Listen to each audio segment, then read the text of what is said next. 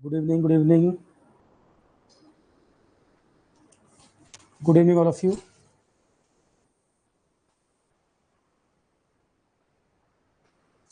तो आज से हम स्टार्ट करेंगे क्वेश्चन प्रैक्टिस।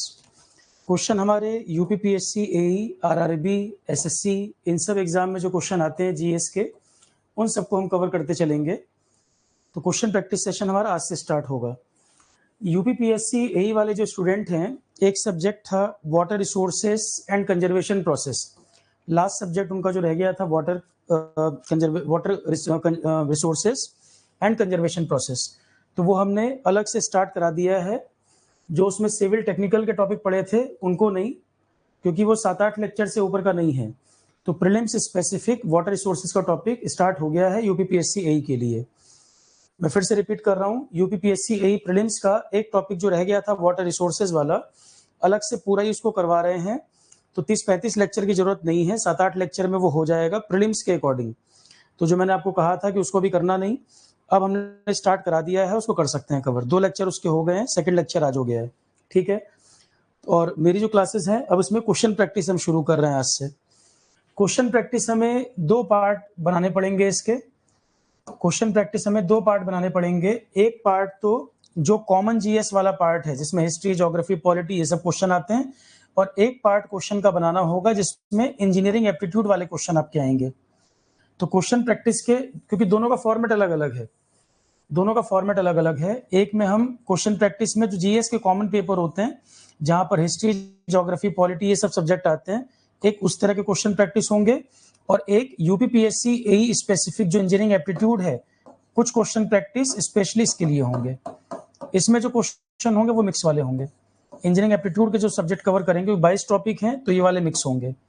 तो क्वेश्चन प्रैक्टिस फिलहाल आज से हम स्टार्ट करेंगे।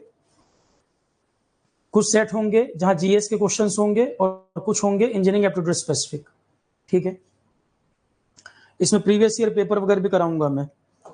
जैसे बिहार पीएससी एई का पेपर हुआ था, यूपी पीसीएस का पेपर था, कुछ पेपर वगैरह भी डिस्कस कराएंगे हम इसी सीरीज में। क्वेश्चंस कवर करते चलेंगे, उसमें स्टेट के जो एग्जाम्स वगैरह वो भी करा देंगे पेपर कवर। देखो, ये पेपर यूपीएससी कराता है। अभी हाल ही में हुआ था 2024 में, एलडीसी का पेपर है ये। एलडीसी से ये मत समझिएगा कि पेपर इररिलेवेंट है, यूपीएससी का बनाया तो पेपर तो रिलेवेंट है ही। हमें तो अल्टीमेटली मतलब है जीएस में जो क्वेश्चंस वगैरह हैं वो किस तरह के आए थे। अभी जल्दी ही पेपर हुआ था, यूपीएससी का कराया हुआ है, एलडीसी 2024। यूपीएससी की साइट पे भी मिल जाएगा, क्लास के बाद में फोल्डर में ऐड भी कर दूंगा।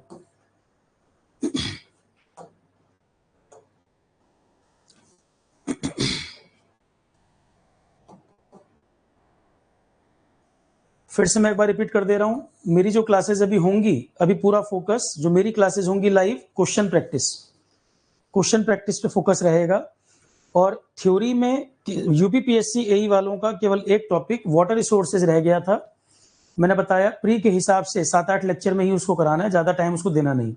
दूसरा लेक्चर आज अपलोड हो गया है। अब किसी का कोई कंसर्न हो तो पूछ लीजिएगा, टॉपिक शुरू करते हैं। पहला सवाल है, पॉलिटी सबने पढ़ रखा है, पहले पॉलिटी के कुछ क्वेश्चन देख लेते हैं। कॉन्स्टिट्यूशन में कौन सा पार्ट है जो स्टेट्स के बारे में डील करता है? संविधान हमने जो पढ़ा उसमें कौन सा पार्ट है जो डील करता है स्टेट्स के बारे में? बताइए जरा, कौन सा पार्ट है स्टेट्स के बारे में डील करता है, जहां हम स्टेट लेजिस्लेचर के बारे में, स्टेट काउंसिल के बारे में, तो स्टेट की लेजिस्लेटिव काउंसिल है या लेजिस्लेचर, उन सब के बारे में पढ़ते हैं, स्टेट के बारे में पढ़ते हैं, स्टेट का स्ट्रक्चर कैसा है, वो किस पार्ट में मेंशन्ड है। भाई part 3 fundamental right, part 4 DPSP. Part 4 तो डीपीएसपी है, तो डीपीएसपी में तो स्टेट्स की बात नहीं कर रहे हैं हम। स्टेट्स के बारे में, स्टेट का पूरा सिस्टम जो है वो कहां पर दिया हुआ है? बस 2 ही 3 लोग आंसर कर रहे हैं। क्वेश्चन के लिए परेशान बहुत लोग रहते हैं, पर जब क्वेश्चन आंसर करने की बात आएगी तो पार्टिसिपेट नहीं करेंगे। पॉलिटिक्स का मतलब पढ़ा नहीं कुछ लोगों ने। संविधान के किस पार्ट में स्टेट की व्यवस्था बताई गई है? सोमेंद्र ने आंसर किया है 6th में। 4 तो डीपीएसपी है, मैं राज्यों की बात कर रहा हूँ, स्टेट लेजिस्लेचर, स्टेट काउंसिल, ये सब कहाँ पर बताया हुआ है। 5 में तो एग्जीक्यूटिव के बारे में बताया, यूनियन के बारे में। पार्ट 5 में तो यूनियन के बारे में बताया है, केंद्र के बारे में। पार्ट 4 में दिया है डीपीएसपी, कितनी बार बताया हुआ है। डीपीएसपी कहाँ से लिया गया था? पार्ट 4 में बताया है डीपीएसपी। डीपीएसपी कहाँ से लिया गया था? आयरलैंड से। पार्ट 5 में दिया है यूनियन के बारे में। पार्ट 6 केंद्र के जस्ट बाद दिया है स्टेट के बारे में। केंद्र के जस्ट बाद पढ़ाया भी पॉलिटी में, उसी सीक्वेंस में है। मैंने फंडामेंटल राइट पढ़ाए थे, फिर डीपीएसपी पढ़ाया था, फिर एग्जीक्यूटिव ये यूनियन के बारे में पढ़ाया था, उसके जस्ट बाद स्टेट के बारे में दिया हुआ है। तो सी आंसर होगा। कुछ लोगों का आंसर ठीक है। आंसर होगा 6, पार्ट 6 में। पार्ट 9 में मैंने पंचायत, म्यूनिसिपलिटी, वो सब चीजें बताई थी।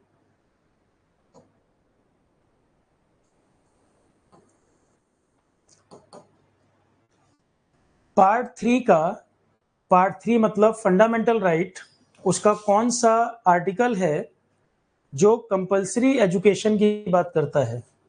बता लेंगे सभी लोग।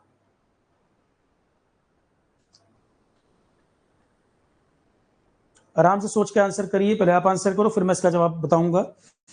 पार्ट 3 मतलब फंडामेंटल राइट की बात हो रही है। फंडामेंटल राइट में कौन सा article free compulsory education, free and compulsory education की बात करता है? Article 21A। Article 21A।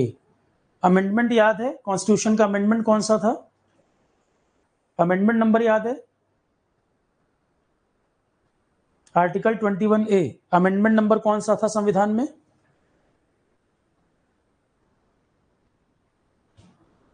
Amendment का नंबर पूछ रहा हूं मैं, जादूनंदन।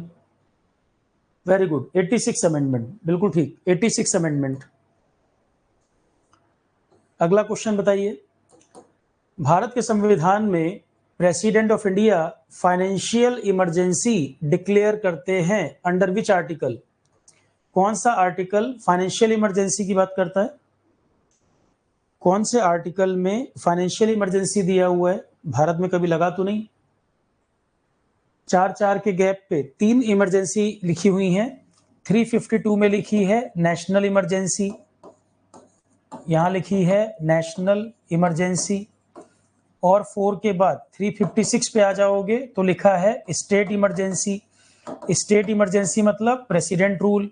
और 4 पे आ जाओगे तो दिया है financial emergency, article 360, financial emergency article 360।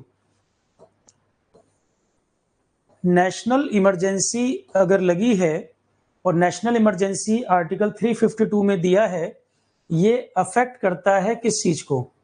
National emergency अगर लगी है आर्टिकल 352 में तो ये अफेक्ट करेगा किसको? नेशनल इमरजेंसी लगने पर कौन सी चीज प्रभावित हो जाती है?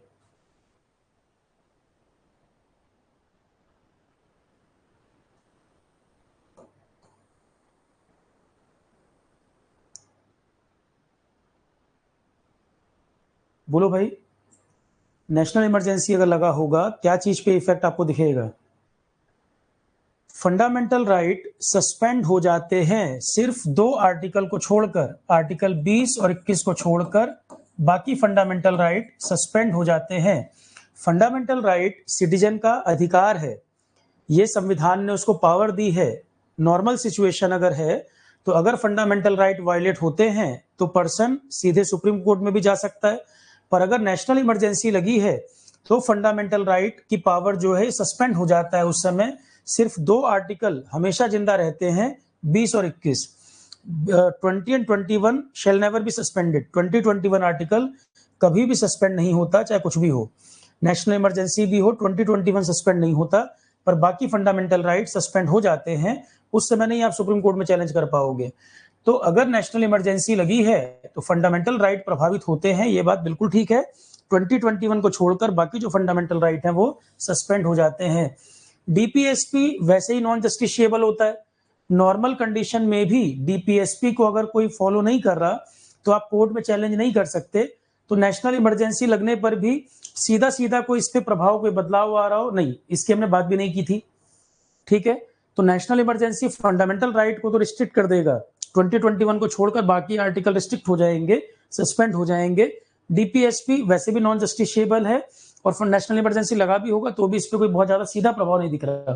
तो वन ओनली, ये टू ओनली क्यों लिखा था आपने? बी आंसर किया कुछ बच्चों ने, कुछ बच्चों ने आंसर किया था बी। बी क्यों? करेक्ट पूछा है ना। नेशनल इमरजेंसी अगर लगी हो तो क्या प्रभावित होगा, हमें करेक्ट वाला बताना है। तो फंडामेंटल राइट अफेक्ट होते हैं ना भाई। आपने बी क्यों आंसर किया? सोमेंद्र ने आंसर टू ओनली, ऊपर भी कुछ लोगों ने two only. Two only answer क्यों किया आपने? अरे बच्चे 2021 को छोड़ भी दो, बाकी फंडामेंटल राइट अफेक्ट हो रहे हैं कि नहीं, बाकी ध्यान में रखोगे क्या? 2021 अफेक्ट नहीं भी हो रहे पर बाकी तो सब अफेक्ट हो जा रहे हैं। तो ये कहीं ओनली वर्ड थोड़ी बोल रहा है, 2021 वर्ड थोड़ी यूज किया है इसने। ये तो इन जनरल बात कह रहा है कि नेशनल इमरजेंसी लगी होगी तो इसका इफेक्ट फंडामेंटल राइट पर होता है कि नहीं। बिल्कुल होता है। ये दो को छोड़कर सारे सस्पेंड हो जाते हैं, तो इफेक्ट क्यों नहीं है? डीपीएसपी पे कोई सीधा सीधा इफेक्ट नहीं, क्योंकि डीपीएसपी वैसे भी नॉन जस्टिशिएबल होता है। तो मेरे हिसाब से इसका आंसर वन ओनली होगा, वन ओनली होना चाहिए। हाँ, अगर इनडायरेक्ट इफेक्ट भी कंसीडर करने लग जाए तो कुछ ना कुछ इम्पैक्ट डीपीएसपी पे भी निकल जाएगा। अगर इनडायरेक्ट भी हम एनालिसिस करने लग जाए दूर तक तो कुछ ना कुछ लिंक बैठ जाएगा, पर सीधे सीधे तौर पे फंडामेंटल राइट आप आंसर करोगे, डीपीएसपी नहीं। ठीक है।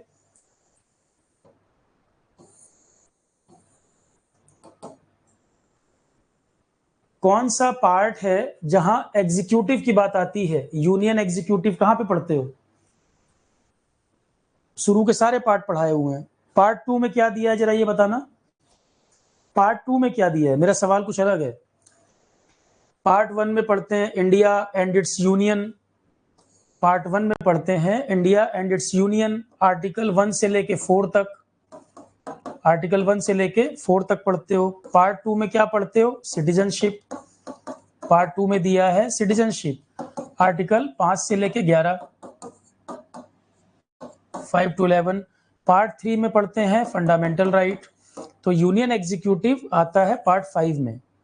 एग्जीक्यूटिव के बारे में पढ़ते हो, यूनियन एग्जीक्यूटिव पढ़ते हो 5 में, और उसके बाद पढ़ते हो स्टेट एग्जीक्यूटिव के बारे में। 5 के बाद आता है फिर स्टेट, पार्ट 5।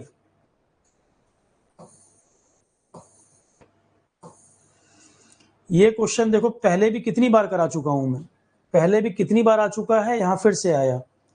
21 से 18 वोटिंग एज की गई थी संविधान के किस अमेंडमेंट के द्वारा? पहले वोटिंग की एज 21 हुआ करती थी, उसको घटा के 18 किया गया था। ये संविधान के किस संशोधन के द्वारा? और आपके फोल्डर में आरआरबी का बैच हो चाहे यूपीपीएससी हो, सबके फोल्डर में क्वेश्चन प्रैक्टिस वीडियो पड़े हैं मेरे। कितनी बार कितने पेपरों में कराया ये क्वेश्चन? क्वेश्चन प्रैक्टिस आपके फोल्डर में जो कई सारे क्वेश्चन प्रैक्टिस मैंने कराए, बहुत सारे पेपर सॉल्व कराए हुए हैं। तो ये क्वेश्चन कितनी बार, कम से कम 10 में से 6 बार तो आया ही होगा, इतना मान लो। 61st अमेंडमेंट है ये, 61वां संशोधन संविधान का था, उसमें 21 से 18 एज हो गई थी। सभी का आंसर ठीक है, सभी ने सही आंसर किया है। एक सवाल, कौन सा संविधान है, भारत के संविधान में कौन सा शेड्यूल है, किस शेड्यूल में लिस्ट ऑफ लैंग्वेज दी हुई है? बोलो भाई, 1000 बार बताया हुआ है सवाल। भारत के संविधान में किस शेड्यूल में लैंग्वेजेस का प्रावधान लिखा है? और नंबर ऑफ लैंग्वेज भी बता दो कितनी लिखी है, नंबर ऑफ लैंग्वेज भी बताओ कितनी है, और उसमें हिंदी है कि नहीं। 2 सवाल और हैं। शेड्यूल तो बता लोगे, टोटल 12 शेड्यूल हैं, किस शेड्यूल में क्या लिखा है मैंने बताया, क्वेश्चन बहुत आता है उस पर। शेड्यूल नंबर 8 नंबर शेड्यूल में दी है भाषाएं, और भाषाएं भी कितनी, 22 भाषाएं 8वें शेड्यूल में लिखी हैं। और 8वें शेड्यूल में हिंदी है कि नहीं? हिंदी भी है, इंक्लूडिंग हिंदी, इंक्लूडिंग हिंदी। क्या हिंदी इंडिया की नेशनल लैंग्वेज है? बहुत चर्चा में चल रहा है, देखो महाराष्ट्र वगैरह में रोज वीडियो आ रहे हैं, कर्नाटका महाराष्ट्र की लोकल लैंग्वेज बोलो। क्या हिंदी इंडिया की नेशनल लैंग्वेज है? नेशनल लैंग्वेज नहीं है, ऑफिशियल लैंग्वेज है, ऑफिशियल लैंग्वेज है। पर कॉमन भाषा की जहां पे जरूरत होगी, जहां पे ब्रिज की जरूरत होगी, वहां हिंदी का इस्तेमाल होना चाहिए। एक कॉमन लैंग्वेज की बात अगर करें, एक ब्रिज की बात करें, भाई पूरे देश में कॉमन लैंग्वेज तो कोई होनी चाहिए, तो हिंदी कॉमन लैंग्वेज के तौर पे यूज होना चाहिए, ऑफिशियल लैंग्वेज है। पर वो नेशनल लैंग्वेज का दर्जा उसको नहीं है। आर्टिकल 343 वगैरह में ऑफिशियल लैंग्वेज हमने बताया हुआ है। ओके, अगला सवाल। अच्छा, 8वें शेड्यूल में किसी भी भाषा में अच्छा लिटरेचर वर्क किया गया हो तो कौन सा अवार्ड बताया था मैंने? 8 शेड्यूल में जो लैंग्वेजेस दी हैं उसमें अच्छा अगर लैंग्वेज में लिटरेचर वर्क किया गया है तो इसके लिए एक अवार्ड बताया था। एक क्या दो अवार्ड बताए थे। 8 शेड्यूल में जो भाषाएं हैं, कोई लिटरेचर का बड़ा सम्मान है, एक तो ज्ञानपीठ अवार्ड है, ज्ञानपीठ अवार्ड है, ज्ञानपीठ ट्रस्ट जो है वो देते हैं ये अवार्ड। एक है सरस्वती सम्मान, सरस्वती सम्मान। 8वें शेड्यूल की कोई भी भाषा में अच्छा लिटरेचर का काम किया गया है उसके लिए देते हैं ज्ञानपीठ या सरस्वती सम्मान दिया जाता है। क्या व्यास सम्मान भी किसी भी भाषा के लिए है 8 शेड्यूल की? क्या व्यास सम्मान 8वें शेड्यूल की किसी भी भाषा के लिए होता है? सोमेंद्र, ज्ञानपीठ और सरस्वती, ये दो अवार्ड 8वें शेड्यूल की कोई भी भाषा में अच्छा काम किया गया हो। क्या व्यास सम्मान 8वें शेड्यूल की किसी भी भाषा के लिए, मलयालम के लिए भी मिल जाएगा क्या? नो, व्यास सम्मान है ओनली फॉर हिंदी। व्यास सम्मान बार बार बताया था मैंने, व्यास सम्मान है ओनली हिंदी के लिए। लेटेस्ट किनको मिले हैं सब पढ़ा रखे हैं, सब अवार्ड लेटेस्ट किसको मिले हैं सब बताए हुए हैं। व्यास सम्मान ओनली हिंदी भाषा। डीपीएसपी ये संविधान के किस पार्ट में लिखे हैं? अब देखो सीधे सीधे क्वेश्चन है। विनोद कुमार शुक्ला, वेरी गुड, छत्तीसगढ़ से। व्यास सम्मान बताया था अभी।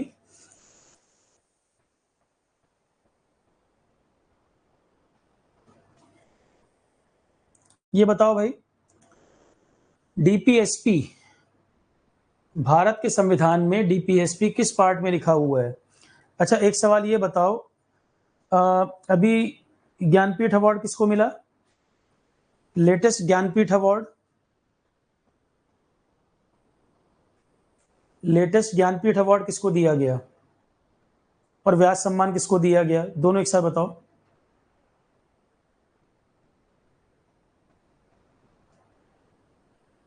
गुलजार और राम भद्राचार्य, उनको तो ज्ञानपीठ लास्ट ईयर था, अभी नया वाला भी तो पढ़ाया था मैंने। गुलजार और राम भद्राचार्य को लास्ट ईयर वाला था, लास्ट टाइम, अभी नया वाला भी तो ज्ञानपीठ पढ़ाया है मैंने।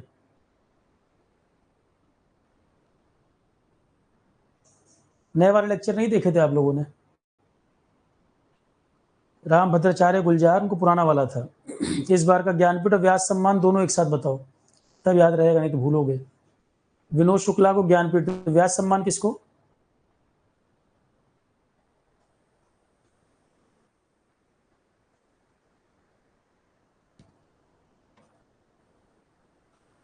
दोनों नाम एक बार चेक कर लो, व्यास सम्मान भी और ज्ञानपीठ भी, अभी जल्दी जल्दी मिले हैं दोनों। नए वाले एक बार दोनों चेक करो, दोनों पढ़ाए थे मैंने, नई क्लास आपने नहीं की इसका मतलब। डीपीएसपी दिया है पार्ट 4 में, डीपीएसपी दिया है पार्ट 4। दोनों एक बार चेक करके बताओ नाम, व्यास सम्मान और ज्ञानपीठ, पार्ट 4 डीपीएसपी, डीपीएसपी।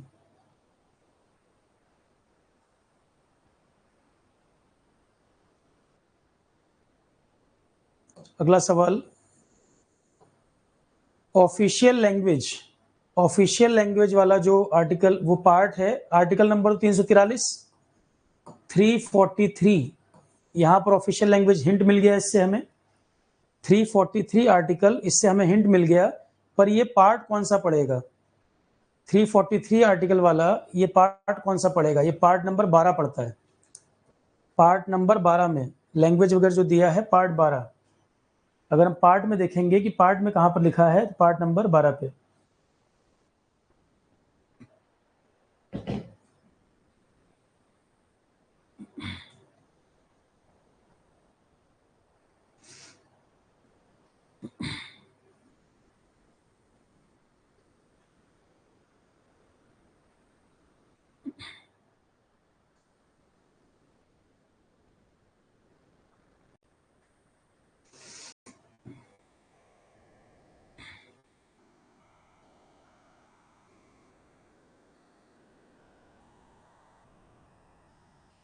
अगला पॉइंट,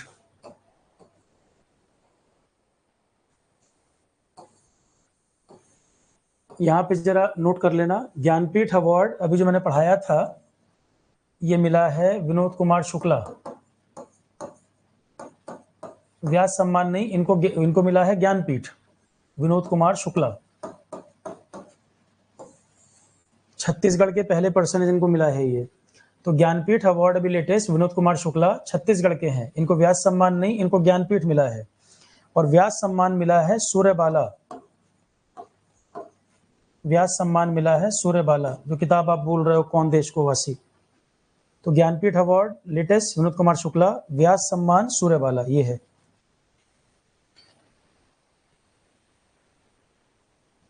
ज्ञानपीठ विनोद कुमार शुक्ला, व्यास सम्मान Suryabala.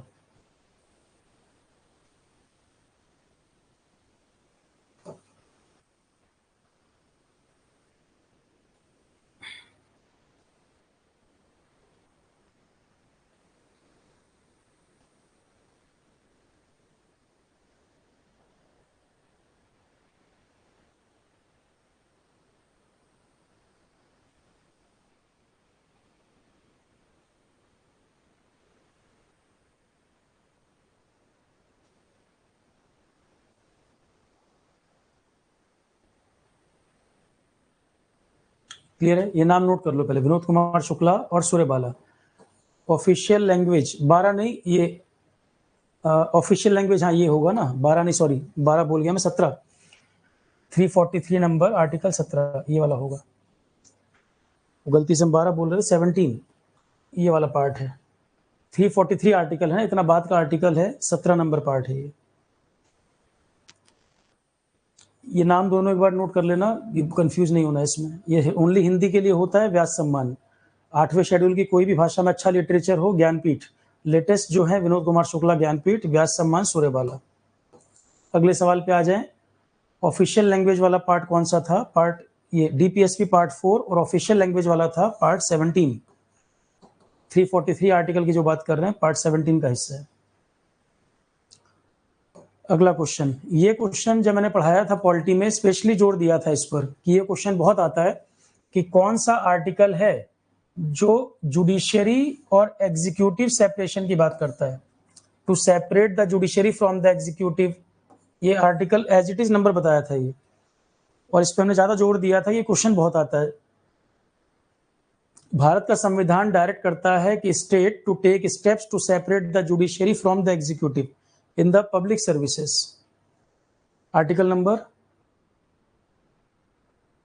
to separate judiciary from executive, article 50, article 50। तो अभी तक सारे पॉलिटी के क्वेश्चन दिख रहे हैं, आर्टिकल 50 में दिया है ये।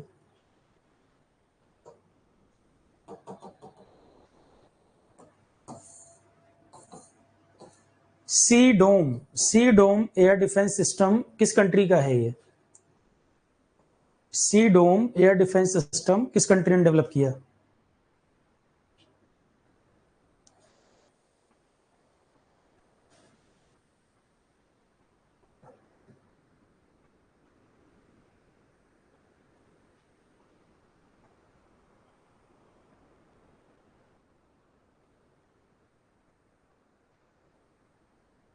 बता लेंगे सभी लोग? सी डोम, आयरन डोम पढ़ाया था। ये है इजराइल का, इजराइल का एयर मिसाइल डिफेंस सिस्टम। क्या चीज है? Air missile defence system. अगला क्वेश्चन, अभी हाल ही में किसने गाइडलाइंस जारी की? कौन सी संस्था है जिसने गाइडलाइंस जारी की इंडियंस के लिए जो हेल्दी खाना, जो मॉडर्न ईटिंग हैबिट जो नुकसान कर रही हैं, सही हेल्दी खाना वगैरह क्या होना चाहिए, उससे संबंधित एक रिपोर्ट जारी की? कौन सी संस्था ने रिलीज किया अपग्रेडेड डाइटरी गाइडलाइंस इंडियंस के लिए कि मॉडर्न समय में खाने पीने के लिए उनको खाने का क्या ध्यान रखना चाहिए, डाइट गाइडलाइंस क्या होनी चाहिए, ओबेसिटी हो रही है, मोटापा हो रहा है, बीमारियां तरह तरह की हो रही हैं, ये किसने अभी हाल ही में जारी किया था? ये ICMR ने जारी किया था। काफी लोग इसमें FSSAI टिक करेंगे, पर ये ICMR का उन्होंने जारी किया था। दिया इसीलिए है, यूपीएससी सोच के बनाता है सवाल। बहुत लोग इसमें ये टिक करेंगे एफएसएसएआई, जबकि ये था आईसीएमआर का, Indian council of medical research. Flirt नाम से चर्चा में था पिछले साल, ये कोविड का नया वेरिएंट आया था। फ्लर्ट नाम से चर्चा में था, क्या चीज था ये? कोविड का एक नया वेरिएंट आया था, ये कोविड का नया वेरिएंट। कई बार मैं आपको थीम पढ़ाता हूं, कोई इवेंट होता है उसकी थीम बताता हूं मैं। देखो थीम पे क्वेश्चन आया हुआ है, world migratory bird day. World migratory bird day 2024 में थीम क्या था? वर्ल्ड माइग्रेटरी बर्ड डे 2024 का आयोजन हुआ, उसकी थीम क्या रखी गई थी? ये इसलिए नहीं बोल रहा हूँ सवाल बना पाओगे या नहीं, ये बताना ये चाह रहा हूँ कि देखो ये क्वेश्चन इस तरह के एग्जाम में आते हैं। क्लास में थीम वगैरह में लिखाता हूँ तो उससे ये तो पता लगेगा ना कि थीम वाले क्वेश्चन आते हैं कि नहीं आते। थीम पे तो क्वेश्चन पूछता है।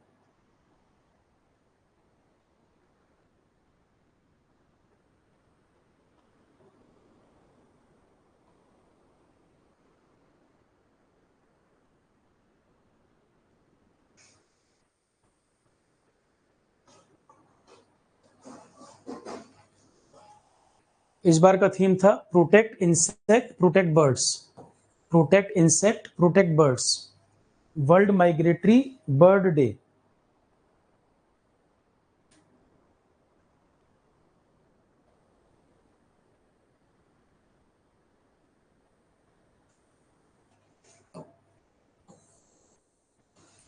आसियान जो ग्रुप है, आसियान और इंडिया के बीच में गुड्स एग्रीमेंट के ट्रेड के लिए हाल ही में मीटिंग हुई। कहां पर? आसियान और इंडिया के बीच में गुड्स के ट्रेड के लिए एग्रीमेंट के लिए मीटिंग अभी कहां पर कराई गई है? ये मलेशिया में हुआ है। पुत्राजाया जगह है मलेशिया में, यहां पर बैठक हुई। चौथी committee meeting ASEAN India trade goods agreement में, इसको रिव्यू करने के लिए कहां पर बैठक कराई गई? पुरजाया मलेशिया।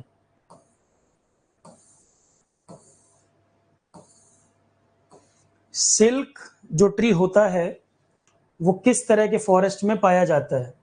और सिल्क केमिकली क्या होता है? केमिकल स्ट्रक्चर अगर देखें तो सिल्क होता क्या है? ये प्रोटीन है कि कार्बोहाइड्रेट है, या ये कोई और फाइबर है, कोई और केमिकल है? सिल्क केमिकली होता है प्रोटीन। लाइफ साइंस में पढ़ाया हुआ है, सिल्क होता है केमिकली प्रोटीन। सिल्क का जो पेड़, जहां सिल्क निकलता है, मलबेरी वगैरह के पेड़ होते हैं जैसे, सिल्क जैसे कि मलबेरी से भी निकलता है। मलबेरी से भी जो उसका सिल्क इंसेक्ट जो होता है, सिल्क मॉथ जो होता है, वो मलबेरी वगैरह पे भी सिल्क फाइबर बनता है। तो ये किस तरह के फॉरेस्ट में मिलते हैं? इस तरह के ट्री हमें किस तरह के फॉरेस्ट में मिलते हैं? Moist deciduous semi evergreen. Example मैंने जैसे मलबेरी बोला, मलबेरी मतलब शहतूत का पेड़, शहतूत का पेड़, तो मॉइस्ट डेसिडुअस और सेमी एवरग्रीन सिल्क ट्री इनमें पाए जाते हैं। यहां पर India's progressive path in the administration of criminal justice system, इसको लेकर एक बैठक हुई है, कॉन्फ्रेंस हुई है इसके बारे में। मई 2024 में India progressive path in administration of criminal justice system, इसको लेकर कॉन्फ्रेंस कराई गई मई 2024 में गुवाहाटी में। इसको लेकर बैठक हुई है गुवाहाटी में।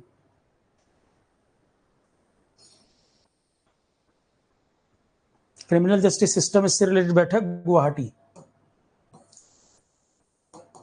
बाओबैब, बाओबैब नाम से क्या चीज होता है? बाओबैब, ये किसका नाम है? ये एक मछली है या मेडिसिन है या एंशिएंट पेंटिंग है या डेसिडुअस ट्री है? डेसिडुअस ट्री है। डेसिडुअस मतलब पतझड़ जिसमें होता है, पत्ते गिरते हैं जिसमें। डेसिडुअस का मतलब है सालाना पत्ते गिरते हैं जिनमें। तो बाओबैब नाम का डेसिडुअस ट्री होता है, ट्री का नाम है ये, ट्री का नाम है। विकल्प सक्सेना सारे क्वेश्चन आपसे पूछ के तो नहीं देगा एग्जाम में, कुछ क्वेश्चन बन रहे थे, कुछ अलग से भी हैं। पेपर में 100% कंपटीशन है, सेमेस्टर एग्जाम नहीं है। सारे क्वेश्चन बनाने की थोड़ी दे रहा है वो, कुछ बनेंगे कुछ नहीं बनेंगे। ये पेपर भी लास्ट ईयर हुआ था। अच्छा ये सवाल बताओ, the commission on crime prevention and criminal justice United nation के अंतर्गत ये काम करता है। और यहाँ पे ये भी यूएन की संस्था है, ये भी यूएन की संस्था है, ये भी यूएन की संस्था है। अब जीके करंट अफेयर में मैंने पढ़ाया हुआ था कि यूएन के अंदर बहुत सारी एजेंसीज काम करती हैं, बहुत सारे स्पेशल ऑर्गन भी हैं, 6 प्रिंसिपल ऑर्गन है, उसके अलावा और बहुत सारी संस्थाएं हैं। जो बहुत सारे हैं वो किसके अंतर्गत आते हैं? आईएमएफ है, वर्ल्ड बैंक है, यूनेस्को है, बहुत सारी संस्थाएं बताई थी, वो किसके अंतर्गत काम करते हैं? बहुत सारी संस्थाएं यूएन में बताई थी कि यूएन में 6 प्रिंसिपल ऑर्गन हैं, उसके अलावा बहुत सारे उसमें स्पेशल ऑर्गन हैं। तो वो सब किसके अंतर्गत काम करते हैं? आईएमएफ, वर्ल्ड बैंक, ये सब आईसीजे के अंतर्गत आते हैं। आईसीजे जब मैंने पढ़ाया था तो यहाँ पे अलग से मैंने कोई एजेंसी और बताई थी आपको यूएन में। इसका मतलब यूनाइटेड नेशन किसी ने भी नहीं पढ़ रखा। इकोसोक, इकोसोक के अंतर्गत आते हैं सब। जब एक एक एजेंसी के बारे में बताया हुआ था तो फिर आईसीजे में कहाँ चर्चा की थी हमने इसके बारे में? इकोसोक के अंतर्गत, इकोसोक के अंतर्गत। रेड पांडा, पांडा की 2 कैटेगरी होती है, red panda, giant panda. Giant panda होता है चाइना, वियतनाम, यहाँ मिलता है। रेड पांडा इंडिया में भी पाया जाता है। अभी हाल ही में अरुणाचल में कहाँ पर देखा गया? रेड पांडा भारत में सिक्किम, अरुणाचल, इन सब एरिया में देखा जाता है। जाइंट पांडा इंडिया में नहीं है, वो चाइना, वियतनाम, यहाँ पर है। तो रेड पांडा अभी हाल ही में अरुणाचल में देखा गया, Dibang, Dibang wild life sanctuary में। कुछ समय पहले देखा गया दिबांग वाइल्ड लाइफ सेंचुरी। और पांडा जो है भालू प्रजाति का एनिमल होता है, भालू प्रजाति का।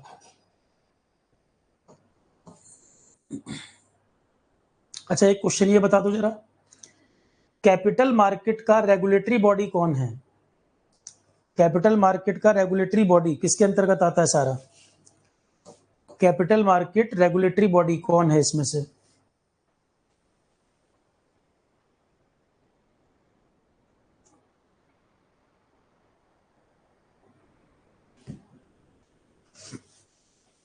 SEBI, capital market regulatory body SEBI. Capital market यही शेयर मार्केट, डेली जो खरीदना बेचना चल रहा है, सेबी। आरबीआई नहीं भाई, आरबीआई नहीं। आरबीआई बैंकिंग सेक्टर का रेगुलेटरी बॉडी है। आरबीआई बैंकिंग सेक्टर का रेगुलेटरी बॉडी है, मॉनेटरी पॉलिसी वगैरह में रोल है। यहाँ कैपिटल मार्केट की बात कर रहा है ना, कैपिटल मार्केट रेगुलेटरी सेबी है, शेयर मार्केट की बात हो रही है, सेबी।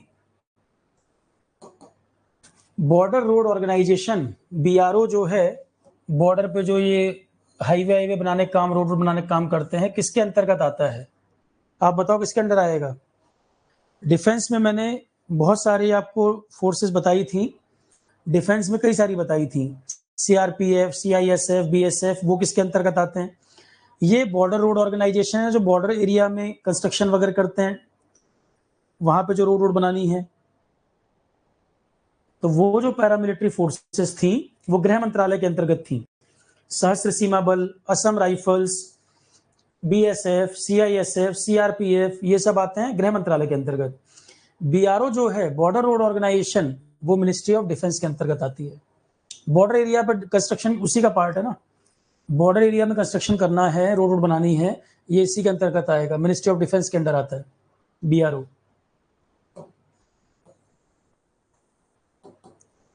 स्वच्छता पखवाड़ा, स्वच्छता पखवाड़ा में अब क्या सवाल है, कौन सी मिनिस्ट्री उसने इंपॉर्टेंट स्टेप लिए हैं क्लीनलीनेस को बढ़ावा देने के लिए और इन्वायरमेंटल सस्टेनेबिलिटी को बढ़ावा देने के लिए? स्वच्छता पखवाड़ा को लॉन्च करके कौन से मंत्रालय ने लॉन्च किया?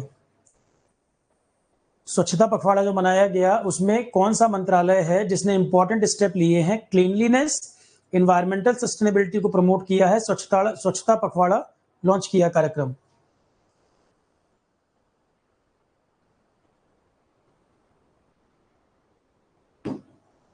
यह है ministry of development of north eastern region. पर ये पेपर 24 में हुआ है तो लास्ट ईयर के क्वेश्चन है सारे, ये 24 का पेपर है तो लास्ट ईयर के क्वेश्चन है। Ministry of development of north eastern region, और 24 में भी फर्स्ट हाफ के क्वेश्चन है, मई वही से पहले के हैं। Which one of the following ministry of the government of India, वो प्रपोज कर रही है नए rule for radar speed gun, radar speed gun used to measure vehicle speed. Road पर आप गाड़ी चला रहे हो, आप ओवर स्पीडिंग तो नहीं कर रहे हो, रडार वगैरह से ट्रैक हो जाता है, रडार वगैरह से ट्रैक हो जाता है। तो कौन सा मंत्रालय है जिसने प्रपोजल दिया है, नए रूल दिए हैं, रडार स्पीड गन जो इस्तेमाल की जाती हैं गाड़ियों की स्पीड को मेजर करने के लिए। तो जनता की गाड़ियों की स्पीड को मेजर करने का मामला, तो कौन से मंत्रालय ने गवर्नमेंट ऑफ इंडिया को प्रपोजल दिया है, नए रूल रडार स्पीड गन जो व्हीकल जो चल रहे हैं उसकी स्पीड को मेजर करे। ये मिनिस्ट्री ऑफ कंज्यूमर अफेयर्स का है, इसका है ये ministry of consumer affairs, ministry of consumer affairs. नए रूल प्रपोजल इन्होंने दिए हैं, ये तो पढ़ाया था मैंने। ये प्रोग्राम किसका है, पढ़ाया हुआ है साइंस एंड टेक में।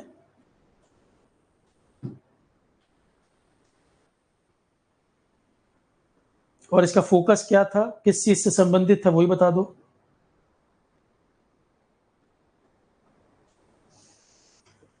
ये प्रोग्राम है इसरो का, इसरो का प्रोग्राम है। और ये किस चीज के लिए था, कीवर्ड अगर याद रह जाए, क्या चीज के बारे में था, climate change, climate change keyword है, क्लाइमेट चेंज। लीड्स नाम से प्रोग्राम 2024 में, लीड्स नाम से कार्यक्रम कराया गया 2024 में। ये इंडियन नेशनल साइंस एकेडमी और national centre for good governance इनके बीच इन्होंने कराया। लीड्स नाम से कार्यक्रम हुआ तो इंडियन नेशनल साइंस एकेडमी और national centre for good governance इनका होगा कि पर्पस क्या, साइंस टेक्नोलॉजी को प्रमोट करना। पर्पस तो क्या होगा, साइंस को बढ़ावा देना, और क्या होगा। कई प्रोग्राम है साइंस के लिए, ये भी एक प्रोग्राम है। बैंकों का राष्ट्रीयकरण इंदिरा गांधी के समय में हुआ था। बैंकिंग हमने जीके करंट अफेयर में पढ़ाया हुआ, शुरू में जीके एंड करंट अफेयर के स्टार्टिंग में बैंकिंग पढ़ाया हुआ है। बैंकों का नेशनलाइजेशन जो हुआ था इंदिरा गांधी के समय में, 2 फेज में हुआ था। और उसका पर्पस क्या है, अमेरिका से मनी लेने के लिए, to follow the IMF guideline. इसका मेन पर्पस था रूरल एरिया तक भी बैंकिंग पहुंचे, आम लोगों तक भी पहुंचे। और कहीं ना कहीं इंदिरा गांधी को अपनी पार्टी में ज्यादा पावरफुल खुद को शो करना था, अपना एक्सेप्टेंस जताना था। पार्टी में भी उनको उतना सपोर्ट नहीं मिल पाता था, ग्रुप बना हुआ था अलग जो उनका अपोज करता था।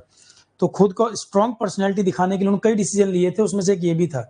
तो थर्ड वाला जो पॉइंट है वो सही है, थर्ड वाला सही है। Interest rate policy, interest rate जो पढ़ते हो बैंकिंग के अंदर, interest rate, repo, reverse repo, आए दिन रेपो रेट वगैरह चेंज होता रहता है। तो ये इंटरेस्ट रेट पॉलिसी जो बैंकिंग वाला पढ़ते हो किसके अंदर आता है, ये फिस्कल पॉलिसी है या ये मॉनेटरी पॉलिसी का हिस्सा है या ट्रेड पॉलिसी है, डायरेक्ट कंट्रोल है। बैंकिंग में जो इंटरेस्ट रेट के बारे में पढ़ते हो, रेपो रेट घटा दिया, बढ़ा दिया, लोन महंगा हो जाएगा, सस्ता हो जाएगा, सबको पढ़ाया हुआ है। और जो कमेटी ये रेट को डिसाइड करती है, उस कमेटी का नाम भी अगर तुम्हें पता हो तो भी आंसर बन जाएगा। उस कमेटी का नाम ही क्या है, उस कमेटी का नाम भी है मॉनेटरी पॉलिसी कमेटी। 6 मेंबर होते हैं, एज इट इज कॉपी की लाइन है। मॉनेटरी पॉलिसी कमेटी 6 मेंबर की कमेटी होती है, 3 आरबीआई के होते हैं इसमें, 3 नॉन आरबीआई के होते हैं। 3 आरबीआई के मेंबर होते हैं, 3 नॉन आरबीआई के होते हैं। चेयरमैन कौन होता है इसका, ये 6 मेंबर कमेटी रेपो रेट वगैरह यही डिसाइड करते हैं जो रेट होते हैं बैंक वाले। तो 6 मेंबर कमेटी होती है, 3 आरबीआई के, 3 नॉन आरबीआई के। चेयरमैन कौन होता है, आरबीआई गवर्नर। इस 6 मेंबर कमेटी का चेयरमैन होता है आरबीआई गवर्नर। तो 3 आरबीआई के जो मेंबर हैं उनमें एक मेंबर चेयरमैन भी है। ऐसा नहीं है कि 7वां मेंबर है चेयरमैन, नहीं, टोटल 6 मेंबर ही होते हैं मॉनेटरी पॉलिसी कमेटी में। 3 आरबीआई के होते हैं, उन्हीं में से एक आरबीआई गवर्नर इस कमेटी का चेयरमैन होता है। मतलब आरबीआई गवर्नर इसका मेंबर भी है और चेयरमैन भी है, ये डिसाइड करते हैं। तो ये मॉनेटरी पॉलिसी के अंतर्गत आता है। इंटरेस्ट रेट पॉलिसी जो होती है वो आता है मॉनेटरी पॉलिसी के अंतर्गत। येलो रिवॉल्यूशन किसके बारे में था, 50 बार पढ़ाया हुआ सवाल है। येलो रिवॉल्यूशन किसके बारे में था, तो देख रहे हो ना, कुछ क्वेश्चन है जो नहीं बनेंगे, कुछ क्वेश्चन है जो करने हैं। तो एग्जाम में यही समझने की बात है किसको करना है किसको छोड़ना है। 100% पेपर नहीं करना है, बार बार इसी पे जोर दे रहा हूं, क्या करना है और क्या छोड़ना है। जिसमें सिर पैर नहीं पता लग रहा उसको नहीं करना, छोड़ दो, जो आ रहा है उसको करो। अब ये करने वाला क्वेश्चन है, बताओ क्या होगा। ऊपर वाला क्वेश्चन डायरेक्ट था। कितना भी गंदा पेपर बना ले, कुछ भी बना ले, नासा से बनवा के पेपर ले आए, अगर पेपर बहुत गंदा भी आ गया तो भी आरोहण के क्वेश्चन ज्यादा बनेंगे। बस नेगेटिव ज्यादा मत करके आना, मैं बार बार कह रहा हूं। इतना पढ़ रखा है तुमने जीएस, जो मर्जी पेपर लगा लो। येलो रिवॉल्यूशन किसके बारे में है? ऑयल सीड्स, ऑयल सीड्स के बारे में ना, करेक्ट। अब ये देखो, इसने गंदा क्वेश्चन बनाया, national investment and infra fund.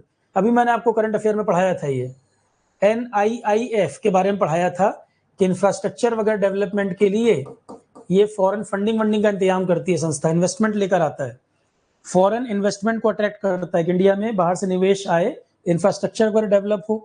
NIIF current affair में भी जल्दी पढ़े हो आप। सवाल पूछ रहा है इसका रजिस्ट्रेशन किस एक्ट के अंतर्गत हुआ था? NIIF जब बनी थी वो किस एक्ट के अंतर्गत बनी थी? अब ये आसान नहीं, टफ क्वेश्चन माना जाएगा। NIIF का वर्क पूछ ले तो आसान है, पर ये रजिस्ट्रेशन किस एक्ट के अंतर्गत हुआ था? सबसे पहले इसके अंतर्गत इंडियन ट्रस्ट एक्ट में हुई थी। टफ क्वेश्चन है, आसान नहीं माना जाएगा ये। इंडियन ट्रस्ट एक्ट,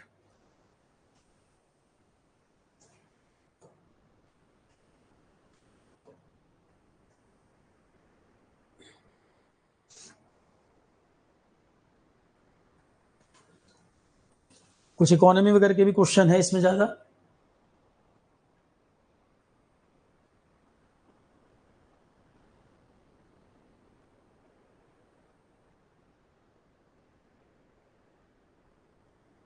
ज्योग्राफी वगैरह भी है इसमें। देखो एक सवाल ये देखो जरा, Tapi pipeline, Tapi gas pipeline में कौन कौन से कंट्री हैं बताओ? तापी गैस पाइपलाइन में कौन कौन से कंट्री हैं? तो अभी स्टार्टिंग के क्वेश्चन लगातार पॉलिटी इकोनॉमी था, अब जरा लास्ट से कुछ क्वेश्चन देख लेते हैं अलग अलग। पूरा पेपर सॉल्व करना है, कुछ स्टार्टिंग से हमें क्वेश्चन देख ले, लास्ट से देख लेते हैं जरा। तापी गैस पाइपलाइन में कंट्री कौन कौन से हैं और कहां से स्टार्ट होती है, जरा ये बता दो। स्टार्ट कहां से होती है बता दो। सोर्स क्या है इसका?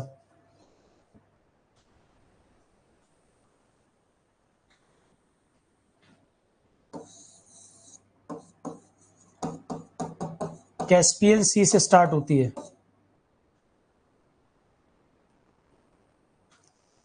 और जो हर लेटर है वो एक कंट्री का नाम है, तापी, हर लेटर एक कंट्री का नाम।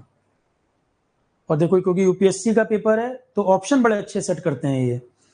मैंने इसमें कहा था कि ध्यान रखना टी लेटर किसके लिए है, तुर्कमेनिस्तान या ताजिकिस्तान। देखो API, अफगानिस्तान पाकिस्तान इंडिया, इसने दोनों ऑप्शन में दे दिया।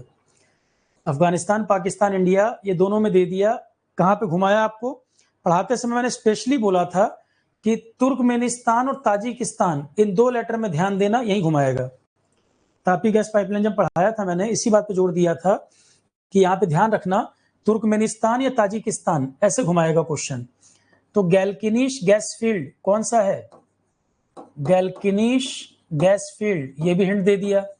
कैस्पियन सी के पास गैल्किनिश गैस फील्ड एरिया से गैस निकालेंगे और अफगानिस्तान पाकिस्तान इंडिया तक सप्लाई होगी। तो Galkynysh gas field Turkmenistan, Turkmenistan ए, Turkmenistan Afghanistan Pakistan India, Tajikistan नहीं। Galkynysh gas field Turkmenistan.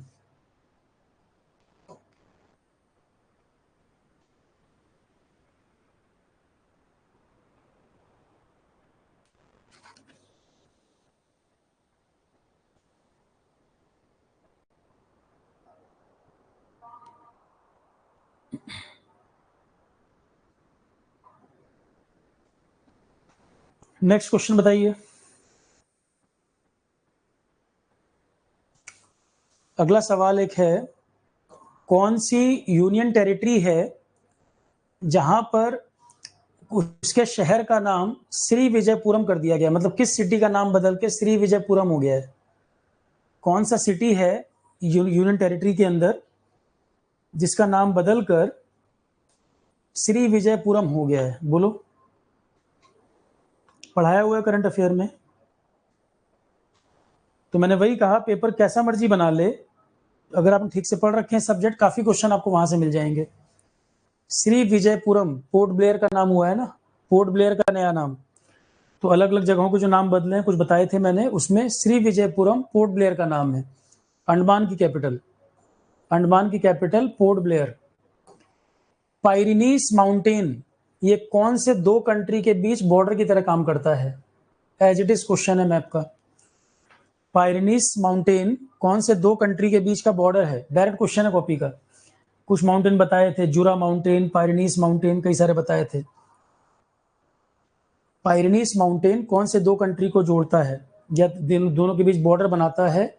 Spain और फ्रांस के बीच। बिल्कुल सही आंसर है, करेक्ट आंसर है, स्पेन और फ्रांस के बीच, Spain and France. INS Vikrant ये क्या चीज है भारत का? देखो सीधा क्वेश्चन है, बिल्कुल पढ़ाया हुआ है।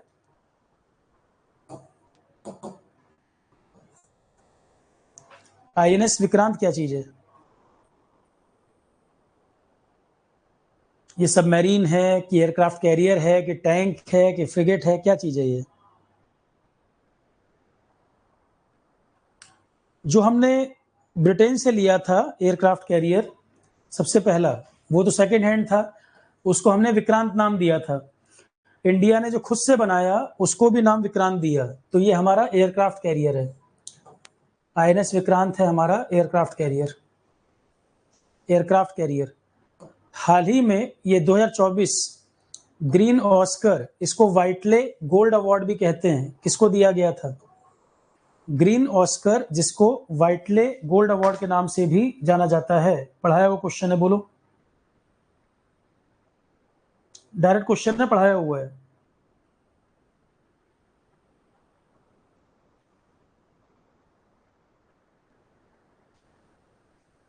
करंट अफेयर देखो, सीधी कॉपी की लाइन है और अभी जल्दी पढ़ाया हुआ है। पूर्णिमा देवी बर्मन, पूर्णिमा देवी बर्मन, पूर्णिमा देवी बर्मन, इनको दिया गया। West Nile fever, West Nile fever ये न्यूज में था, ये किससे होता है? वायरस से होता है। वेस्ट नाइल फीवर केरल वेरल में केस हुए थे इसके, ये लाइफ साइंस का क्वेश्चन है। वेस्ट नाइल फीवर ये केरल में केसेस हुए थे, वायरस से होने वाली बीमारी है।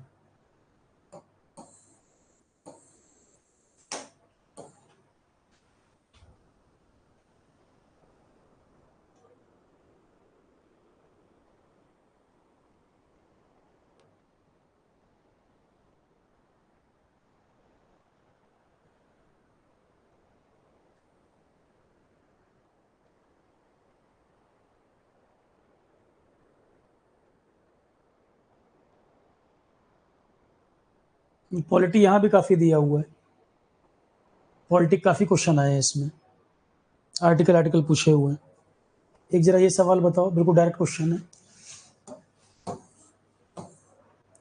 इलेक्शन कमीशन ऑफ इंडिया किस आर्टिकल में दिया हुआ है? इलेक्शन कमीशन ऑफ इंडिया किस आर्टिकल का पार्ट है? इलेक्शन कमीशन ऑफ इंडिया ये किस आर्टिकल में मेंशन्ड है?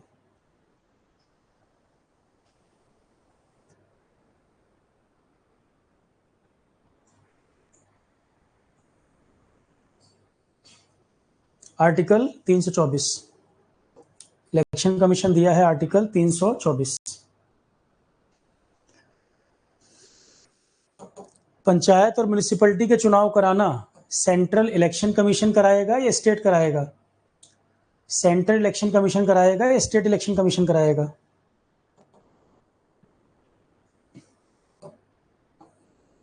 पंचायत और म्युनिसिपैलिटी के चुनाव कौन कराएगा?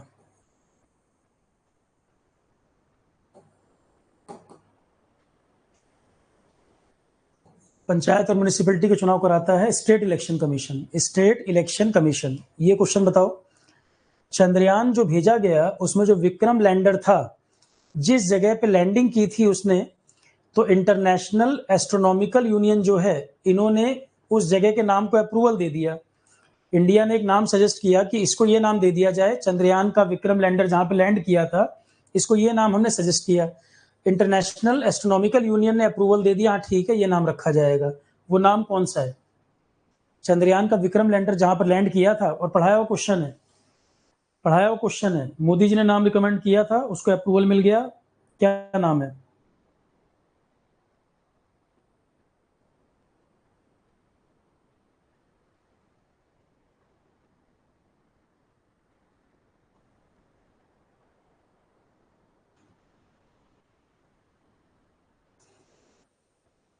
शिव शक्ति पॉइंट, उस जगह को नाम दिया है Shiv Shakti point. Shiv Shakti point. Science and take में ये पढ़ाया हुआ था। White rabbit collaboration, white rabbit technology, white rabbit technology के लिए कोलैबोरेशन किसके साथ है? पढ़ाया हुआ है, क्लास का क्वेश्चन है डायरेक्ट। व्हाइट रैबिट टेक्नोलॉजी,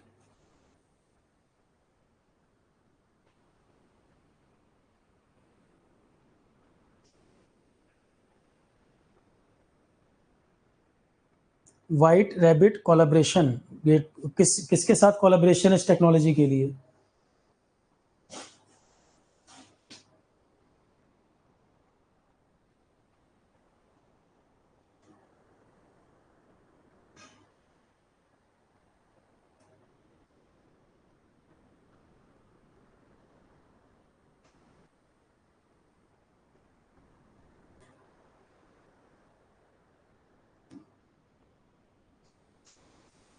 सर्न,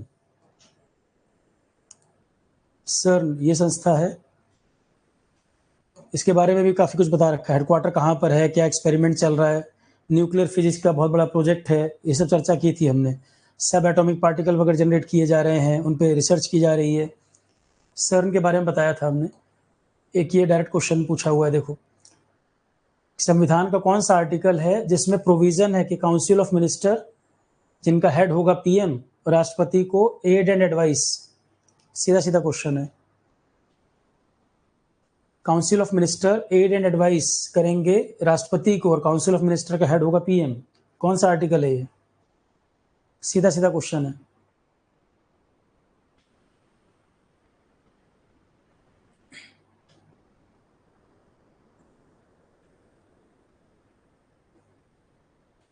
आर्टिकल 74 में दिया हुआ है, article 74।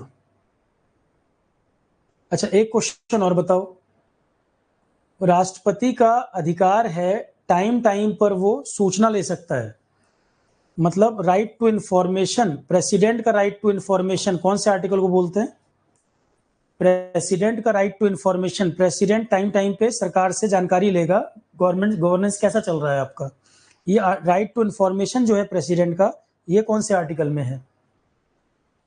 Right to information president का संविधान के किस आर्टिकल को बोलते हैं हम, कहां पर दिया है ये? टाइम टाइम पे सरकार से जानकारी लेगा, very very good Jadunandan, 78, article number 78 में दिया है ये, आर्टिकल नंबर 78 में लिखा है, करेक्ट।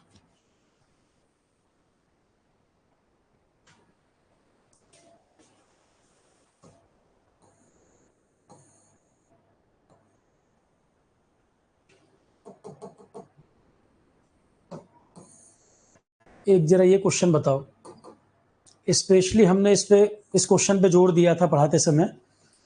संविधान का कौन सा आर्टिकल है जो ये कहता है कि promotion of international peace and security की बात करता है? स्पेशली जोर दिया था मैंने इस आर्टिकल पर, बहुत आता है एग्जाम में, कोई पेपर नहीं होगा जहां ये पूछा ना गया हो, हर एग्जाम में आता है।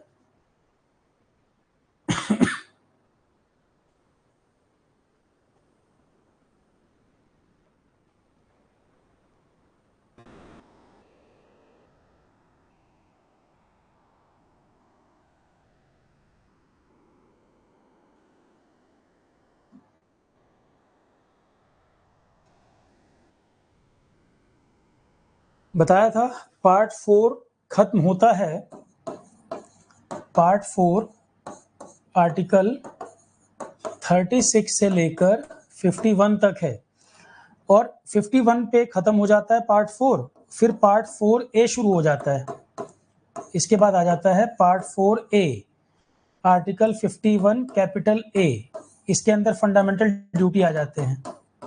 तो पार्ट 4 डीपीएसपी, 51 नंबर आर्टिकल पे खत्म होता है, फिर 4A शुरू हो जाता है 51 कैपिटल ए नाम से, उसमें दिए हैं फंडामेंटल ड्यूटी। तो 51 नंबर जो आर्टिकल है वो यही है, promotion of international peace and security, DPSP यहीं पर एंड होता है, डीपीएसपी यहीं पर कंप्लीट हो जाता है। इसके बाद फिर फंडामेंटल ड्यूटी शुरू होते हैं। तो आर्टिकल 51 फंडामेंटल ड्यूटी नहीं है, वो डीपीएसपी का अंतिम आर्टिकल है। डीपीएसपी का अंतिम आर्टिकल है आर्टिकल नंबर 51। उसके बाद फिर फंडामेंटल ड्यूटी शुरू होते हैं 51 कैपिटल ए से। 51 कैपिटल ए वो फंडामेंटल ड्यूटी है।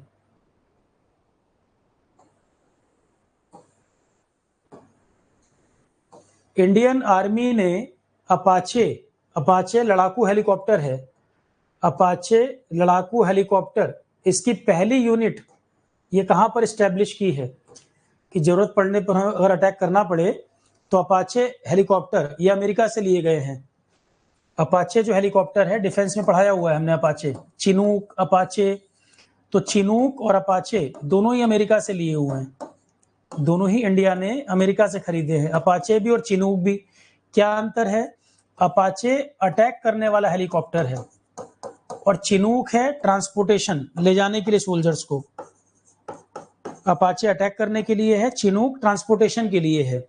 तो इंडियन आर्मी ने अपाचे की जो अटैक हेलीकॉप्टर है, इसकी यूनिट कहां पर स्टैब्लिश की है? जोधपुर में। Apache attack helicopter unit Jodhpur में स्टैब्लिश की है। अपाचे है क्या? अपाचे चिनूक दोनों ही अमेरिका के हेलीकॉप्टर वहां से लिए गए हैं, इंडिया ने खरीदे हैं। अपाचे अटैक करने वाला हेलीकॉप्टर है, चिनूक ट्रांसपोर्टेशन करने वाला है, सोल्जर को ले जाने के लिए।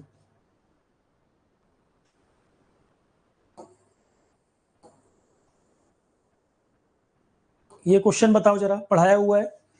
राष्ट्रपति कौन से आर्टिकल के अंतर्गत उनको अधिकार है पनिशमेंट पार्डन वाला क्वेश्चन है, ये सीधा सीधा क्वेश्चन है, बता लेंगे सभी लोग।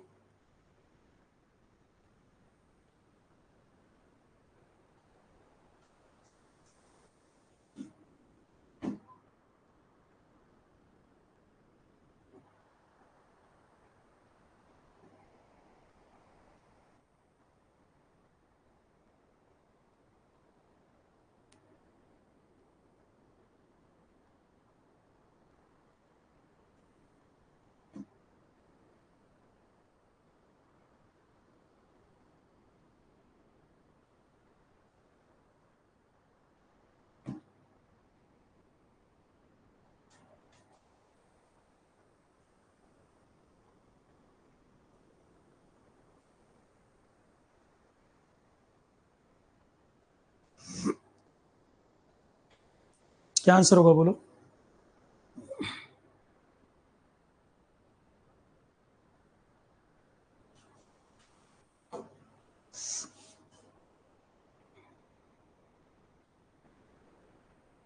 बहुत कम लोग आंसर कर रहे हो, बाकी लोग भी कुछ बताओ भाई।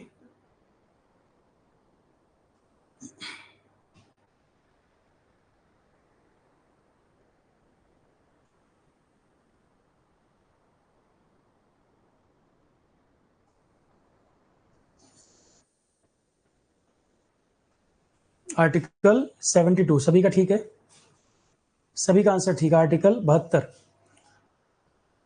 एक क्वेश्चन है, संविधान में कौन सा आर्टिकल है? एक तो मैंने बताया था आर्टिकल 78, जहां पे पीएम राष्ट्रपति को समय समय पर जानकारी देगा, ये प्रेसिडेंट का राइट टू इंफॉर्मेशन होता है। उसी तरह से स्टेट के अंदर सीएम की जिम्मेदारी है टाइम टाइम पे गवर्नर को जानकारी देगा, ये गवर्नर का राइट टू इंफॉर्मेशन है। जैसे सेंटर में चलता है उसी का इक्विवेलेंट स्टेट में सिस्टम चलता है। तो सेंटर में पीएम राष्ट्रपति को समय समय पर जानकारी देगा, आर्टिकल 78 है। सीएम गवर्नर को समय समय पर जानकारी दे, और गवर्नर जहां पे पढ़ा है उसके आसपास के आर्टिकल बताए थे, उससे बता सकते हो। गवर्नर के बारे में जहां पढ़ाया है उसके आसपास के आर्टिकल बताए हुए हैं, तो 195 187 तो वैसे ही कट गए। आसपास के आर्टिकल में दो ही दिमाग में आएंगे, 165 167।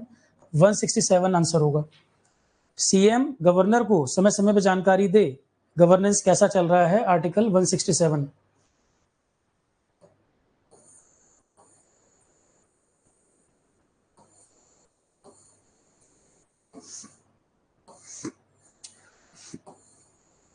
World asthma day 2024। अब इस तरह के क्वेश्चन याद नहीं कर पाओगे। देखो, पेपर आने के बाद अलग बात है, गूगल पे चेक करके आप बता दो क्या है, पर ऐसे क्वेश्चन आप याद नहीं कर पाओगे। ऐसे तो इतने सारे डे हैं, कहां तक याद करोगे। World TB day, diabetes day, cancer day, दुनिया भर के हैं। थोड़े बहुत तो मैंने लिखवा रखे हैं, टीबी डे, कैंसर डे थोड़े बहुत बताए हुए हैं। पर अब एस्थमा डे पूछ रहा है 2024 में, और डे भी नहीं पूछ रहा कब है, ये पूछ रहा है थीम क्या रखी गई थी। ऐसे तो कोई लिमिट ही नहीं है फिर क्वेश्चन की, ऐसे क्वेश्चन की कोई लिमिट नहीं है। फिर तो आप जितना मर्जी पढ़ लोगे, ऐसे दो चार क्वेश्चन तो बनेंगे जो नहीं, जो छोड़ने के लिए। तो गूगल सर्च करके आंसर देख भी लोगे, पर जरूरत नहीं है। ये क्वेश्चन आ गया तो पेपर होने के बाद गूगल सर्च करके आंसर निकाल लो, उसका कोई मतलब नहीं। क्योंकि ऐसे इतनी बीमारियां, इतने डे हैं, वो याद भी नहीं कर सकते, और इररिलेवेंट क्वेश्चन कहा जाएगा इनको। ऐसे क्वेश्चन को मैं कहता हूं इररिलेवेंट। ये दिए जाते हैं कि एग्जाम में छोड़ दो, ऐसा ना हो कट ऑफ पूरी पूरी चली जाए। तो पेपर में वो ध्यान रखते हैं कि ऐसे भी क्वेश्चन डालने जो किसी से ना बने, कि आरोहण से पढ़े हो तो भी ना बने। तो कुछ क्वेश्चन इस तरह के जरूर डाले जाते हैं जिनको इररिलेवेंट कहा जाता है। अब एज अ टीचर मुझे मालूम है कि ये क्वेश्चनों को नहीं करना है, ये छोड़ने वाले सवाल हैं, तुरंत आगे बढ़ जाओ, हटाओ इस सवाल को, जरूरत ही नहीं है। पेपर में ये ध्यान रखना है जितना हम कर रहे हैं उतने नंबर हमारे सेव हो जाए, निगेटिव से बचना है, आलतू फालतू तुक्का नहीं लगाना। तो ऐसे क्वेश्चनों के चक्कर में नहीं पढ़ना। आंसर कोई बड़ी बात नहीं, गूगल से आंसर निकाल के लिख लो, ये आंसर हो गया, पर कोई कंसेप्चुअल चीज नहीं है ना ये। अब तुम ये बताओ, अगर ये पढ़ोगे फिर ऐसे तो वर्ल्ड डायबिटीज डे पढ़ो, टीबी डे पढ़ लो, मलेरिया डे पढ़ लो, दुनिया भर के हैं, डेंगू डे पढ़ लो, पर कितने पढ़ोगे, कोई लिमिट नहीं है इसका। हजारों बीमारियां हैं, सबके लिए डे बने हुए, कितने याद कर पाओगे। फिर एनवायरमेंट वाले दुनिया भर के डे हैं। तो एज ए टीचर पता लग जाता है किन क्वेश्चनों को अटेम्प्ट करना चाहिए, किनको नहीं करना है।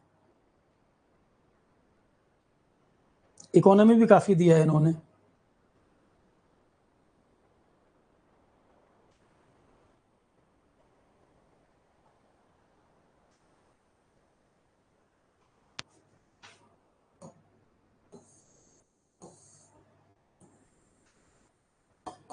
ये क्वेश्चन बताओ जरा। मॉनेटरी पॉलिसी जो मैंने बैंकिंग पढ़ाया था, उसमें हमने दो तरह के टूल बताए थे, क्वालिटेटिव, क्वांटिटेटिव। क्वालिटेटिव टूल्स और क्वांटिटेटिव टूल्स। ये पूछ रहा है क्वालिटेटिव वाला, ये हमसे पूछ रहे हैं क्वालिटेटिव टूल। क्या आंसर होगा बोलो।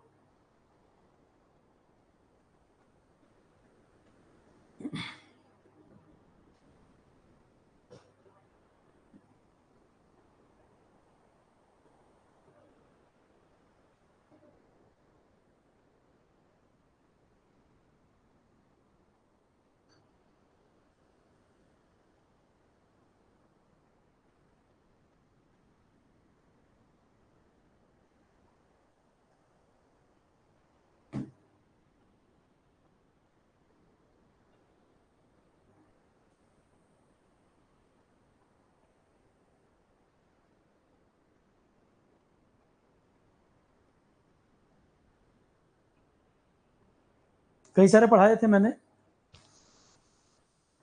CRR, SLR, repo, reverse repo, ये सब जितने भी नाम, बैंक रेट, ये सब जो पढ़े थे, ये सब थे क्वांटिटेटिव टूल्स। यहीं से स्टार्ट की थी बात हमने। तो CRR, SLR, repo, reverse repo, bank rate, ये सब थे क्वांटिटेटिव। हमें पूछ रहा है क्वालिटेटिव। क्वालिटेटिव में credit control, moral suasion, margin requirement, ये सब टूल की बात, डायरेक्ट कंट्रोल, ये सब टर्म हमने यूज किए थे। तो क्रेडिट रेशनिंग, क्रेडिट रेशनिंग में मैक्सिमम लिमिट लगा देते हैं, इससे ज्यादा लोन बैंक ना दे। क्रेडिट रेशनिंग जो है, अब बैंक रेट और CRR तो क्वांटिटेटिव टूल्स हैं। बैंक रेट, CRR है quantitative. SLR, bank rate, repo rate, ये सब आएगा क्वांटिटेटिव में। हमसे पूछ रहा है क्वालिटेटिव। तो क्रेडिट रेशनिंग मतलब बैंक के लिए एक मैक्सिमम लिमिट तय कर देना, इतना, इससे ऊपर लोन नहीं देगा, एक maximum upper limit. Credit rationing का मतलब है कि मैक्सिमम लिमिट तय करना, इससे ऊपर लोन नहीं देना।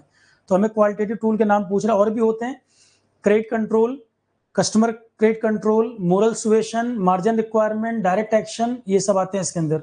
पूरी लिस्ट बताई हुई है मैंने, जीके करंट अफेयर में पूरी पूरी लिस्ट बताई हुई है।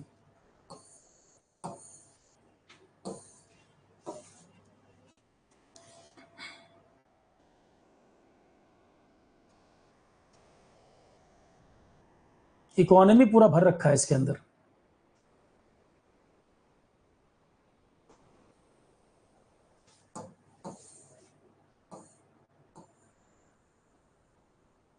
ये सवाल बताओ जरा, पढ़ाया हुआ है ये। इनमें से कौन मेंटेन करता है रियल टाइम ग्रॉस सेटलमेंट?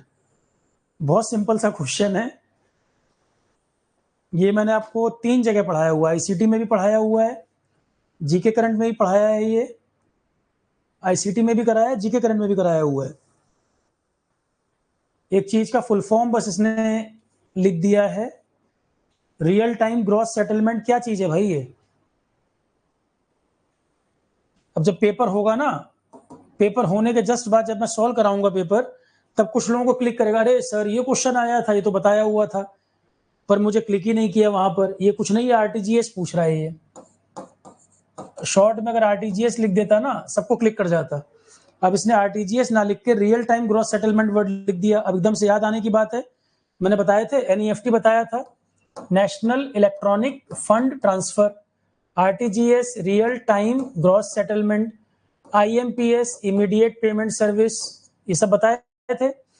इसमें जो आरटीजीएस है, जो ज्यादा वैल्यू का ट्रांजेक्शन के 2 लाख से ऊपर के ट्रांजेक्शन के लिए यूज करते हैं, एनईएफटी तो आप 1 रुपए भी कर सकते हो, आरटीजीएस 2 लाख से ऊपर वैल्यू के लिए। तो ये कौन रेगुलेट करता है? आरबीआई करता है। एनईएफटी आरटीजीएस ये सब आरबीआई के अंतर्गत आएगा। अब ऑप्शन क्या दे रहा है? वर्ल्ड बैंक, एडीबी, कोई मतलब है? RTGS real time payment system जो है ये वाला, ये आरबीआई के अंडर आएगा। अगर शॉर्ट में आरटीजीएस लिख देता ना, सब आरबीआई टिक कर देते। अब फुल फॉर्म भी मैंने पढ़ाया हुआ है, रियल टाइम ग्रॉस सेटलमेंट पर फुल फॉर्म तुरंत क्लिक करने की बात है कि याद आए। शॉर्ट में आरटीजीएस लिखेंगे तुरंत याद आ जाएगा, आरबीआई वाली बात कर रहे हैं। ठीक है, तो ऐसा नहीं कि पूरा पूरा पेपर टफ होगा, बस उसमें यही ढूंढना है कि कौन कौन से आसान से क्वेश्चन डायरेक्ट जो क्लिक कर रहे हैं। 8 कोर इंडस्ट्रीज पढ़ाया हुआ है। इकोनॉमी का जब हम डाटा निकालते हैं कि इकोनॉमी परफॉर्म कैसे कर रही है, तो 8 कोर इंडस्ट्री माने जाते हैं। उनको देखकर पता लग जाता है कि हम परफॉर्म कैसा कर रहे हैं। जैसे बिजली, इलेक्ट्रिसिटी की खपत देश में कितनी हो रही है, क्रूड ऑयल की खपत कितनी है, नेचुरल गैस की खपत कितनी है। तो 8 कोर इंडस्ट्री माने जाते हैं, उससे पता लग जाता है कि हमारी ग्रोथ किधर जा रही है। 8 कोर इंडस्ट्री, ये क्वेश्चन भी कई बार आता है, दोबारा मैं इमेज दिखाता हूं एक बार, रुको। 8 कोर इंडस्ट्री में कौन कौन है? फार्मा आंसर है वैसे उसका, तो फार्मा आंसर पूछ रहा है, नो नॉट, क्वेश्चन पूछ रहा है कि नॉट वाला बताइए, तो फार्मा उसका आंसर है, पर हमें 8 कोर इंडस्ट्रीज की जानकारी होनी चाहिए। ये फिगर मैंने बताई थी वहां पर क्लास में, जब मैंने पढ़ाया था तो यही फिगर बताया था। दोबारा से एक बार याद आ जाएगा, देखो इधर इकोनॉमी की ग्रोथ सीधे पता लग जाती है 8 कोर इंडस्ट्रीज को देखेंगे तो।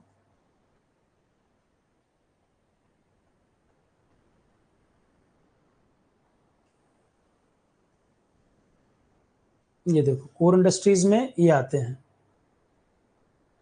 ये इमेज थोड़ी सी कट रही है इसमें, दूसरा इमेज लेते हैं, रुको। सीमेंट है, फर्टिलाइजर है, एनर्जी है,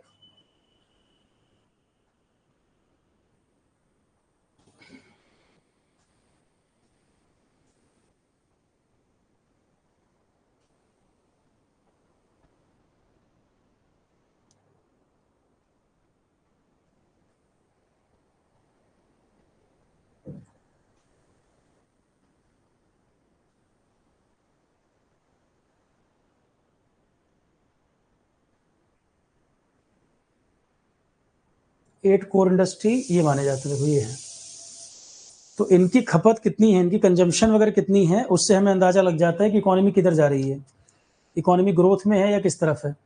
जैसे कोल,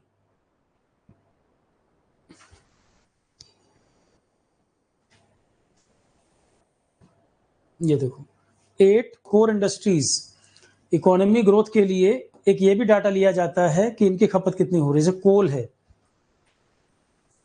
कोल, crude oil, natural gas, refinery, steel, cement, fertiliser और इलेक्ट्रिसिटी। और सबका वेटेज एक बराबर नहीं लिया जाता। जो ग्रोथ निकालने में, इकोनॉमी परफॉर्मेंस निकालने में जो वेटेज है, सबका वेटेज बराबर नहीं होता है। वेटेज भी देखेंगे, सबसे ज्यादा वेटेज रिफाइनरी, वेटेज में भी 28% के लगभग रिफाइनरी। तो ये 8 कोर सेक्टर बोले जाते हैं। ये सवाल क्या है? 8 कोर इंडस्ट्री, 8 कोर इंडस्ट्री कौन कौन सी हैं? इनकी परफॉर्मेंस से हमें इकोनॉमिक परफॉर्मेंस का अंदाजा मिल जाता है। क्या इन 8 इंडस्ट्री का एवरेज वैल्यू लिया जाता है? नहीं, सबका वैल्यू बराबर नहीं माना जाता। रिफाइनरी का 28% है, इलेक्ट्रिसिटी लगभग 19% वेटेज है, तो सबका वेटेज बराबर नहीं। मतलब ऐसा नहीं है कि इन 8 को जोड़ के एवरेज निकाल के बता दिया परफॉर्मेंस, नहीं, 8 का वेटेज भी अलग अलग है। 8 कोर इंडस्ट्रीज, ये 8 हैं, इनका वेटेज भी अलग अलग रखा गया है। इनमें भी ज्यादा किसका है? रिफाइनरी 28% के ऊपर है, रिफाइनरी 28% के ऊपर। नोट कर लो ये 8 कोर इंडस्ट्रीज कौन कौन से हैं, 8 कोर इंडस्ट्रीज कौन कौन से हैं, नोट कर लीजिए ये।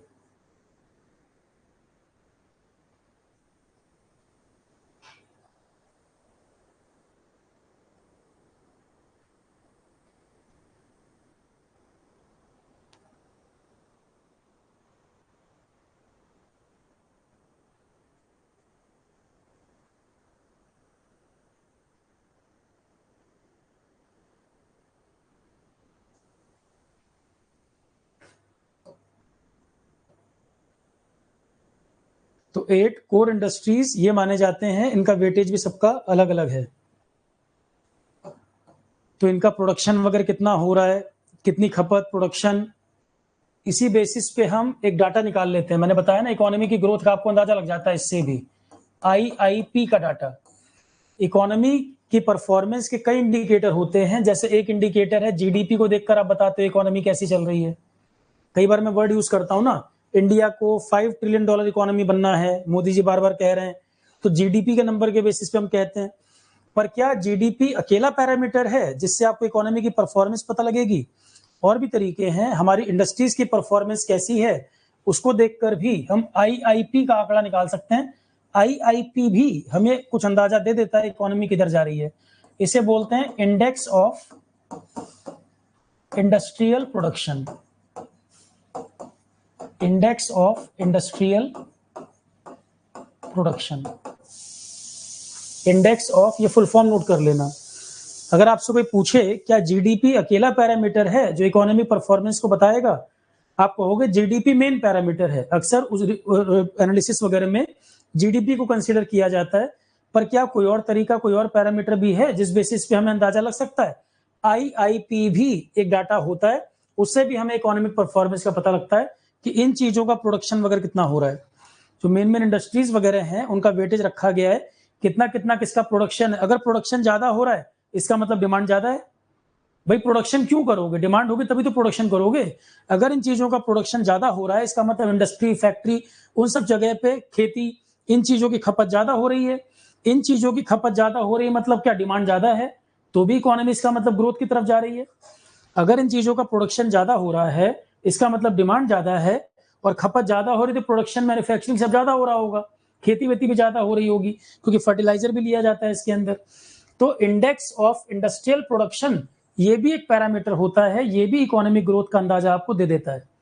जीडीपी जनरली ज्यादा यूज किया जाता है एनालिसिस वगैरह में, पर आईआईपी के डाटा को देखकर भी आइडिया लग जाता है कि इकोनॉमी की परफॉर्मेंस कैसे चल रही है, क्योंकि इंडस्ट्रियल सेक्टर जो हमारा इंडस्ट्रियल प्रोडक्शन जो ये सब चीजों का, ये सब डाटा इसमें कंसिडर किए जाते हैं। आईआईपी का फुल फॉर्म पूछ लेगा, आईआईपी डाटा जो होता है फुल फॉर्म बता दीजिए क्या है? Index of industrial production.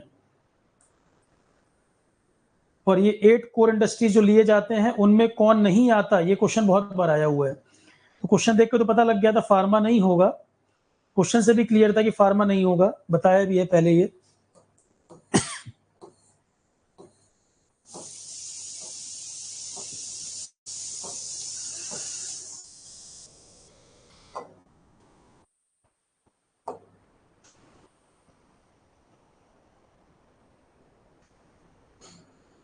No confidence motion वगैरह भी पढ़ा रखा है इसके अंदर।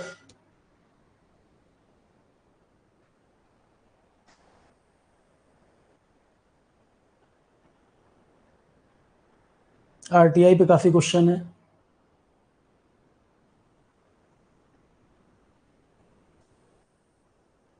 अभी जो बिल्कुल सीधे सीधे क्वेश्चन है जरा ये देखो। एक सवाल है, कौन सा इसमें शेड्यूल है जो anti defection law, anti defection law किस शेड्यूल में दिया हुआ है? पढ़ाते समय बोला था, ये बहुत आता है क्वेश्चन एग्जाम में। जितने इंपॉर्टेंट क्वेश्चन पॉलिटी के बोले थे इसे एक पेपर में सारे दिख रहे हैं। पॉलिटी के जितने इंपॉर्टेंट क्वेश्चन बताए थे इसी में सब मिल जा रहे हैं आपको।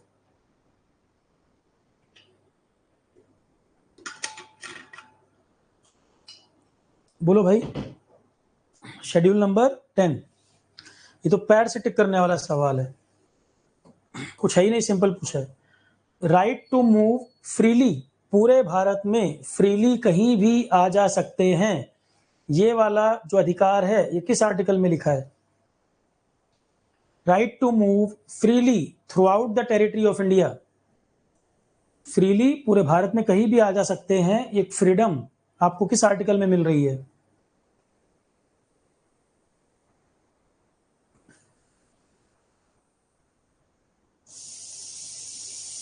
पांच लोगों ने आंसर किया है अभी, 6 या फिर 7। Hariom. Right to freedom, article number बोलो ना आराम। यशवंत कह रहे हैं आर्टिकल 11, इससे पता लगता है यशवंत आपने पॉलिटी नहीं पढ़ा। ठीक है, आर्टिकल 19, आर्टिकल 19 फ्रीडम वाला जो आर्टिकल होगा वही तो होगा। फ्रीडम वाले जो आर्टिकल हैं उन्हीं में से तो आंसर होगा भाई, कुछ भी आंसर थोड़ी कर दोगे। ये बताओ कौन से पार्ट में सिटीजनशिप के बारे में दिया हुआ है? संविधान का कौन सा पार्ट है जहां सिटीजनशिप के बारे में दिया हुआ है?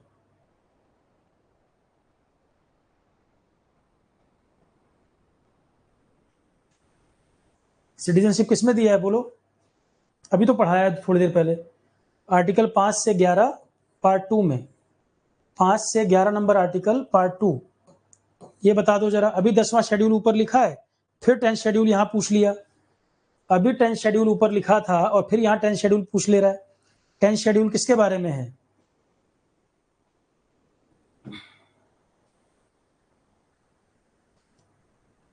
Provision relating to MP disqualification on the ground of defection, defection के बेसिस पर, दल बदल कानून, हिंदी में बोलते हैं दल बदल कानून। अदिति स्कीम पढ़ाया हुआ है करंट अफेयर में, किसके बारे में है अदिति स्कीम? अदिति स्कीम किससे रिलेटेड है बोलो? पढ़ाया था, राजनाथ सिंह जी ने इनॉग्रेशन किया।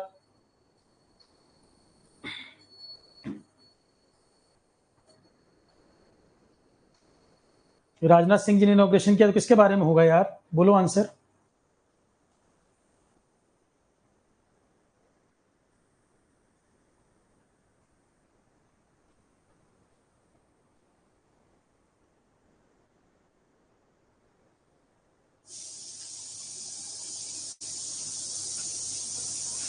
अदिति स्कीम डिफेंस सेक्टर को बूस्ट करने के लिए, डिफेंस सेक्टर, डिफेंस से जुड़ी हुई टेक्नोलॉजी चीजें हम लोग बनाएं, डिफेंस को बूस्ट करें, यही और क्या।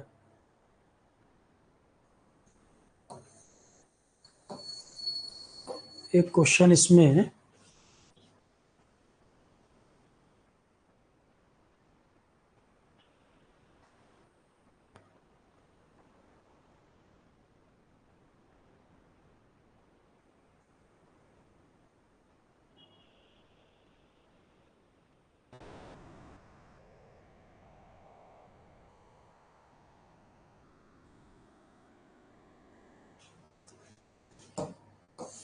एक प्रोग्राम है उल्लास प्रोग्राम, किसके बारे में है ये?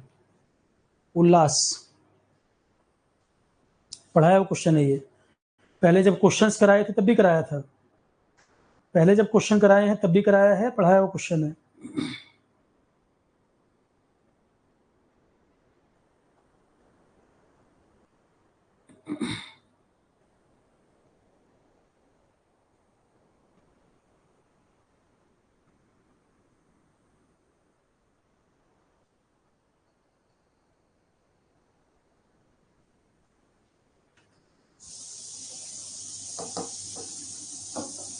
अंडरस्टैंडिंग ऑफ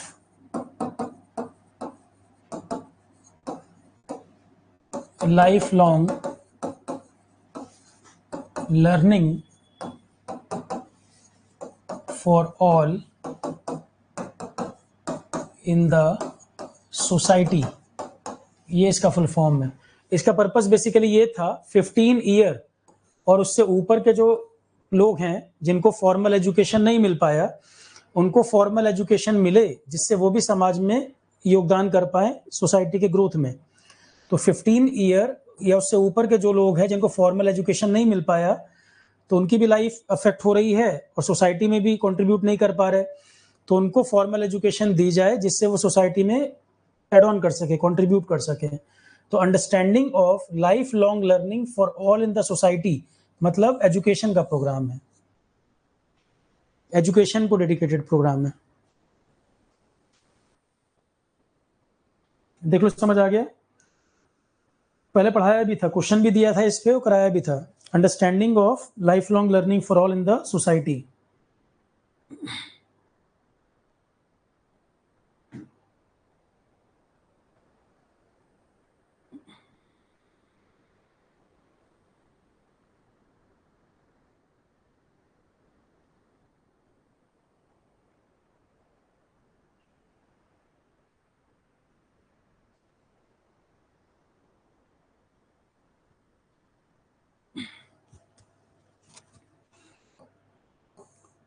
एक ये जो प्रोग्राम है नोटो, ये ऑर्गन ट्रांसप्लांट के बारे में है।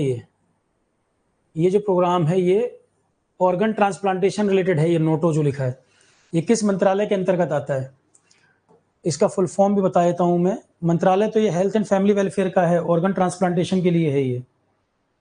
इसका फुल फॉर्म जरा मैं लिखवा देता हूं, नोट करो।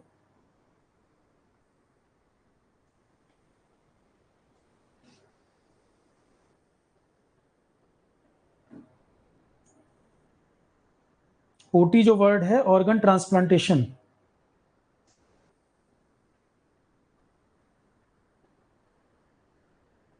ये है national organ and tissue transplant organisation.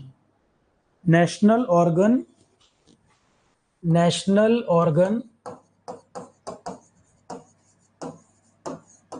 And tissue transplant organisation. ये संस्था किसके अंतर्गत आती है? Ministry of health and family welfare, इसके अंतर्गत आता है। ये सवाल है। तो national organ and tissue transplant वाली संस्था ये किस मंत्रालय के अंतर्गत आती है? Ministry of health and family welfare.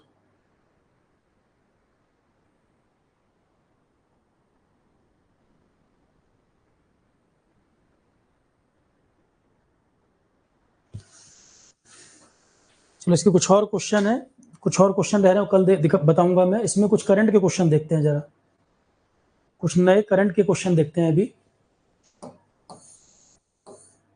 एक सवाल ये है, PM Modi winter tourism programme में पार्टिसिपेट किए कहां पर? किस स्टेट में पीएम मोदी पार्टिसिपेट किए विंटर टूरिज्म प्रोग्राम?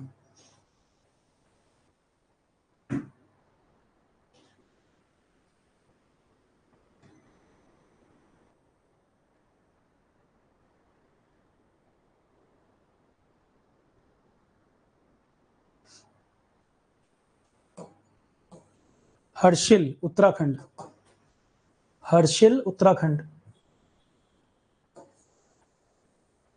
क्लास के बाद पीडीएफ अपलोड कर दूंगा मैं, वो क्वेश्चन पेपर जो भी कर रहे थे वो भी और ये भी, दोनों पीडीएफ ऐड कर दूंगा क्लास के बाद। उत्तराखंड, ये आंसर होगा उत्तराखंड। हर्षिल उत्तराखंड में हुआ है ये। गोविंद घाट से हेमकुंड साहिब तक रोपवे बनाया जाएगा, ओढ़न खटोला जो होता है, ये किस स्टेट की बात हो रही है? गोविंद घाट से हेमकुंड साहिब तक रोपवे बनाया जाएगा उत्तराखंड में। उत्तराखंड, रोपवे प्रोजेक्ट है ना उत्तराखंड का। कौन से ऑस्ट्रेलियन क्रिकेटर ने अभी ओडीआई से संन्यास ले लिया? Steve Smith. ये सिंगल लाइनर क्वेश्चन है, छोटे छोटे, आरआरबी वगैरह में पूछ लेगा। ये इस क्रिकेट वगैरह क्वेश्चन आरआरबी वगैरह में आ जाते हैं। विविधता का अमृत महोत्सव दूसरी बार ये आयोजन कराया गया, किसने इनॉग्रेशन किया? विविधता का अमृत महोत्सव नाम से आयोजन हुआ दूसरी बार, इसका इनॉग्रेशन किसने किया? राष्ट्रपति ने। ये जो आयोजन हुआ है राष्ट्रपति ने आयोजन किया। क्या हुआ इसमें, थोड़ा सा मैंने एक्सप्लेनेशन भी लिख दिया है यहाँ पर। भारत के रिच कल्चरल डाइवर्सिटी हेरिटेज को सेलिब्रेट किया जाए, नेशनल प्राइड यूनिटी की बात है, यही सब। वंतारा, अनिल, ये जो अनंत अंबानी, वो एनिमल प्रोटेक्शन के लिए जो काम कर रहे हैं, वंतारा जो रेस्क्यू सेंटर है कहाँ पर, अभी चर्चा में था, मोदी जी गए थे, वंतारा अभी चर्चा में था। अनंत अंबानी जो इसको चलाते हैं, वंतारा को, एनिमल के केयर वगैरह के लिए, तो वंतारा सेंटर कहाँ पर है? ये गुजरात में वंतारा है, गुजरात। मोदी जी भी गए थे इसलिए चर्चा में रहा। गुजरात में भी जगह अगर पूछ ले, जामनगर, जगह का नाम पूछ ले, जामनगर। खेलो इंडिया विंटर गेम, जगह बताओ, पढ़ाया था क्वेश्चन। खेलो इंडिया विंटर गेम का आयोजन, खेलो इंडिया विंटर गेम का आयोजन कहां पर होता है? तो 2025 में गुलमर्ग और लेह, दो जगह बताई थी, गुलमर्ग और लेह। तो लेह ऑप्शन में नहीं, तो गुलमर्ग टिक करोगे। बार काउंसिल के नए चेयरमैन कौन बनाए गए हैं? बार काउंसिल के नए chairman Manan Kumar Mishra, Manan Kumar Mishra.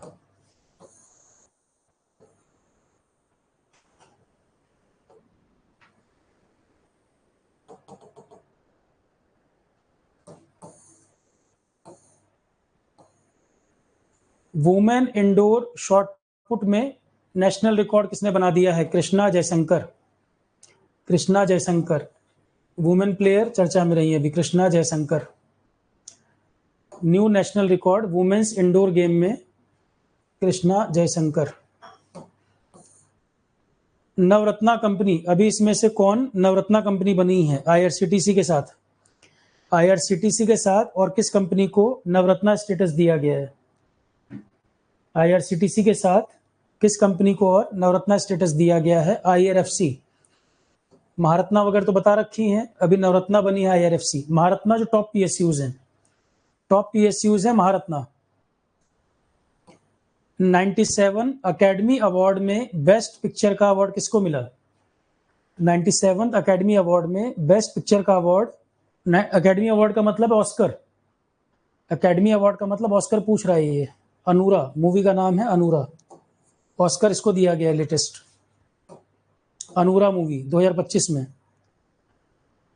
Forbes India leadership award किसको सम्मानित किया गया है? फोर्ब्स जो मैगजीन आती है, फोर्ब्स इंडिया लीडरशिप अवार्ड से किसको सम्मानित किया गया? फोर्ब्स इंडिया लीडरशिप सम्मान किसको मिला है?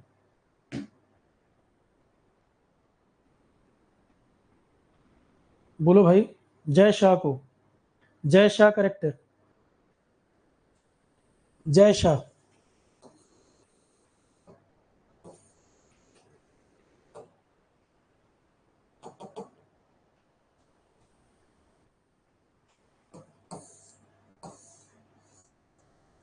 What is the main objective of Aadhaar governance portal?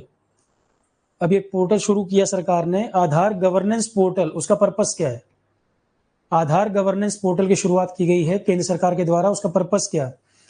To streamline the approval process for Aadhaar authentication request, to streamline the approval process for Aadhaar authentication के लिए आधार गवर्नेंस पोर्टल जो शुरू किया गया है, उसका पर्पस है to streamline the approval process for Aadhaar authentication request. SEBI के नए चेयरमैन कौन बनाए गए हैं और किसको रिप्लेस किया है? दोनों बताओ, नए चेयरमैन कौन बने हैं और किसको रिप्लेस किया? पढ़ाया क्वेश्चन है। सेबी के नए चेयरमैन और किसको रिप्लेस किया वही बताना है। तुहिन कुमार पांडे, बिल्कुल ठीक है, ये तुहिन कांत पांडे ये बने हैं। मधाबी पुरी बुच उनको हटाया है, मधाबी पुरी बुच जो है उनको रिप्लेस किया है, Tuhin Kant Pandey. One nation one port, एक नेशन एक पोर्ट, जो मिनिस्ट्री ऑफ शिपिंग वाला मंत्रालय है उसी का प्रोग्राम होगा ये। तो वन नेशन वन पोर्ट की अगर बात हो रही है तो मिनिस्ट्री ऑफ शिपिंग वाटरवे वाला जो मंत्रालय है उसी का प्रोग्राम होगा। और उसके मंत्री कौन? सर्बानंद सोनोवाल, इनॉग्रेशन इन्होंने ही किया होगा। तो वन नेशन वन पोर्ट वाला जो प्रोग्राम इसी मंत्रालय के अंतर्गत आएगा। मिनिस्टर ये हैं उसमें, सर्बानंद सोनोवाल। एक्सप्लेनेशन दो दो लाइन सब में डाल दिया है मैंने।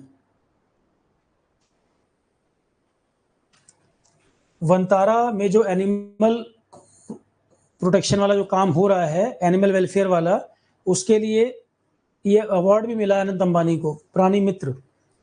प्राणी मित्र नाम से नेशनल अवार्ड दिया गया है किसको? अनंत अंबानी को। क्यों दिया गया है? वनतारा जो वो चला रहे हैं एनिमल वेलफेयर के लिए। प्राणी मित्र नेशनल अवार्ड अनंत अंबानी को दिया गया, वनतारा सेंटर चला रहे हैं उसी के लिए। क्या पर्पस है? Animal welfare. धर्म गार्डियन नाम से युद्ध अभ्यास किन दो देशों के बीच होता है? बोलो। इंडिया का किसके साथ अभ्यास होता है धर्म गार्डियन नाम से? पढ़ाया था।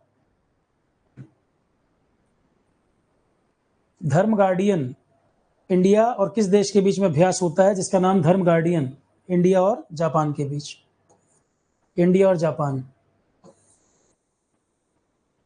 अभी हाल ही में जापान में आयोजन हुआ इसका, ये प्रैक्टिस हुई है जापान में। DPIIT, ये जो डिपार्टमेंट है कॉमर्स मिनिस्ट्री के अंतर्गत आता है। DPIIT कॉमर्स मंत्रालय का ही एक विभाग है।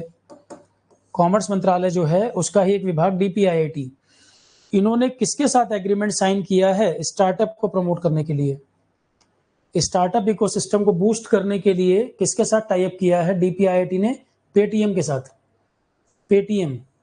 DPIIT ने पेटीएम के साथ एग्रीमेंट साइन किया है स्टार्टअप को बूस्ट करने के लिए।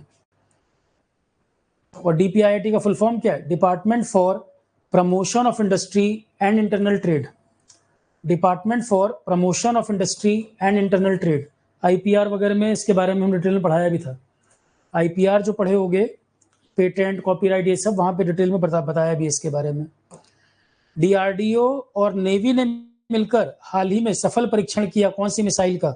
बताओ इसमें से, न्यूज में था काफी ये भी। DRDO और इंडियन नेवी ने हाल ही में टेस्ट की है कौन सी मिसाइल? नसम SR। पढ़ाया, ये भी पढ़ाया, वो क्वेश्चन है। मोदी जी के प्रिंसिपल सेक्रेटरी 2 हैं इस समय। सेकंड नंबर के प्रिंसिपल सेक्रेटरी कौन बने हैं? बताया था, शक्तिकांत दास। मोदी जी के 2 प्रिंसिपल सेक्रेटरी हैं इस समय, PK मिश्रा हैं और दूसरे शक्तिकांत दास। साइंस और टेक्नोलॉजी के क्षेत्र में इंडिया नेपाल की 2 संस्थाओं के बीच में MOU हुआ है। इंडिया नेपाल की 2 संस्थाओं के बीच में MOU हुआ है साइंस एंड टेक्नोलॉजी को प्रमोट करने के लिए। CSIR और नेपाल की संस्था के बीच। CSIR और नेपाल की संस्था के बीच हुआ है। साइंस एंड टेक्नोलॉजी कोऑपरेशन के लिए इंडिया नेपाल के बीच एग्रीमेंट हुआ, CSIR और NAST के बीच। इंडिया का पहला open air art wall museum, Bharat का पहला open air art wall museum कहाँ खुला है? नई दिल्ली में। भारत का पहला है इसलिए क्वेश्चन है, ये केवल इसलिए सवाल है क्योंकि इंडिया में पहला ऐसा कुछ हुआ है। तो इंडिया का पहला open air art wall museum खुला है नई दिल्ली में।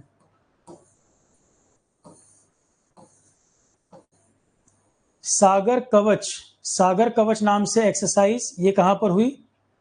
इंडियन कोस्ट गार्ड ने वेस्ट बंगाल में अभ्यास किया। सागर कवच नाम से अभ्यास फरवरी 25 में कहां हुआ? वेस्ट बंगाल में।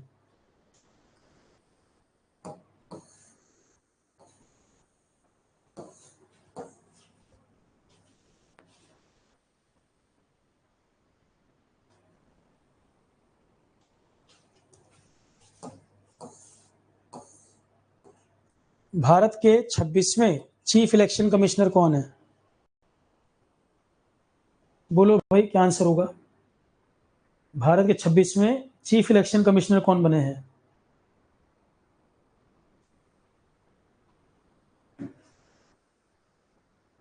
सिंपल क्वेश्चन है।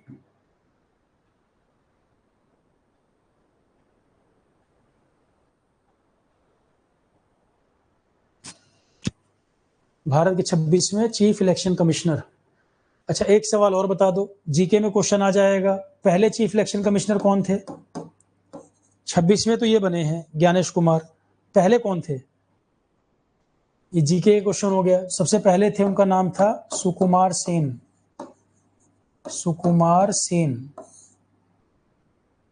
पहले chief election commissioner Sukumar Sen, note कर लो। ये जीके पढ़े होगे तो वहां पढ़ाया था, नहीं पढ़े हो तो नोट कर लो यहाँ।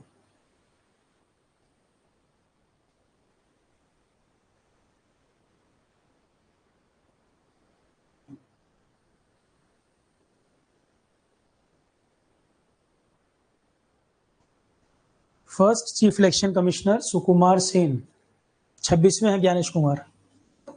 एक क्वेश्चन और पूछ सकता है जीके अगर पढ़ा है तो ये बताओ, first women chief election commissioner कोई रही हैं? वुमेन चीफ इलेक्शन कमिश्नर पहली, ये भी जीके में पढ़ाया हुआ क्वेश्चन है। पहले chief election commissioner Sukumar Sen रहे, पहली वुमेन चीफ इलेक्शन कमिश्नर कौन रही?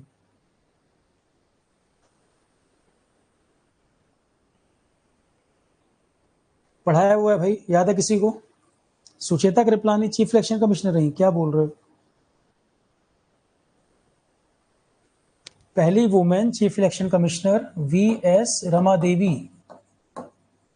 वीएस रमा देवी, ये नोट कर लो नाम।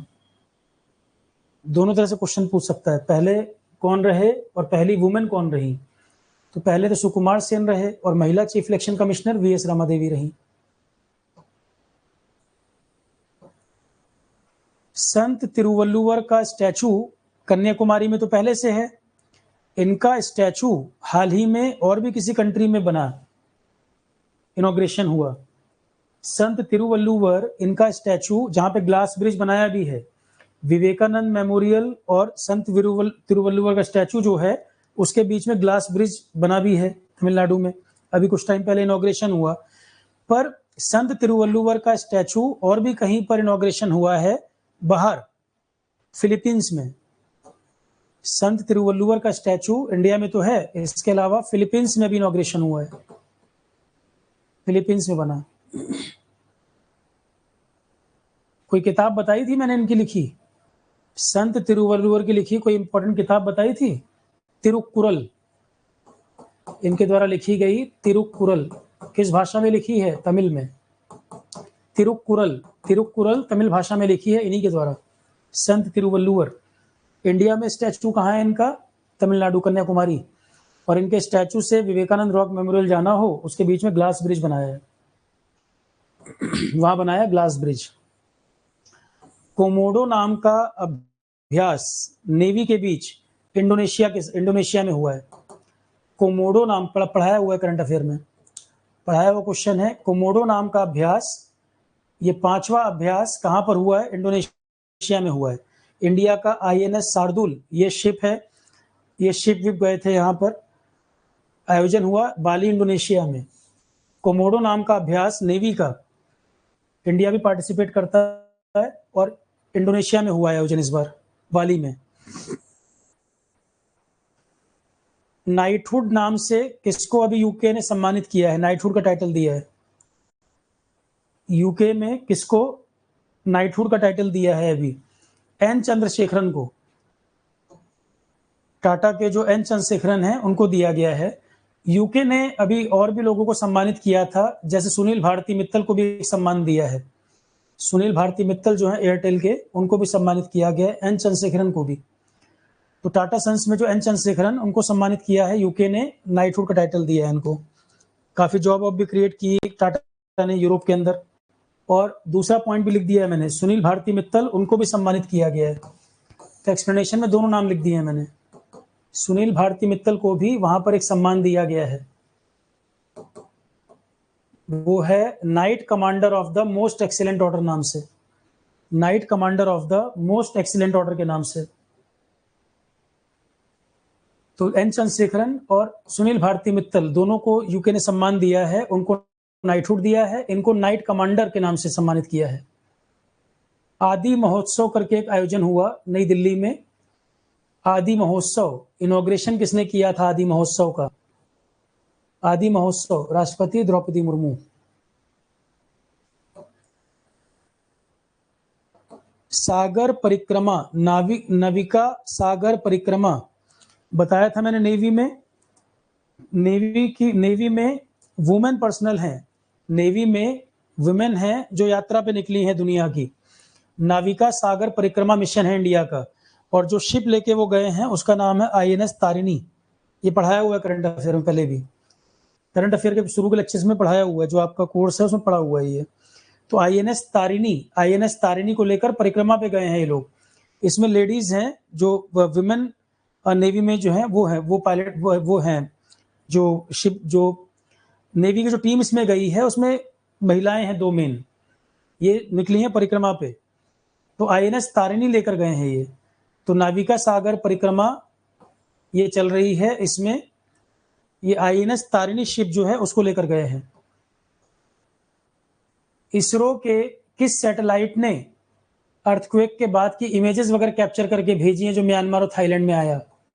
म्यांमार और थाईलैंड में जो अभी अर्थक्वेक आया है 7.5 से ऊपर मैग्नीट्यूड का, मार्च 2025 को, तो इसरो के कौन से सैटेलाइट ने वो इमेजेस भेजी हैं? इसरो का कार्टोसैट। अब एक सवाल इसमें ये है, इंडिया ने कौन सा ऑपरेशन चलाया म्यांमार अर्थक्वेक में सहायता देने के लिए? ऑपरेशन ब्रह्मा।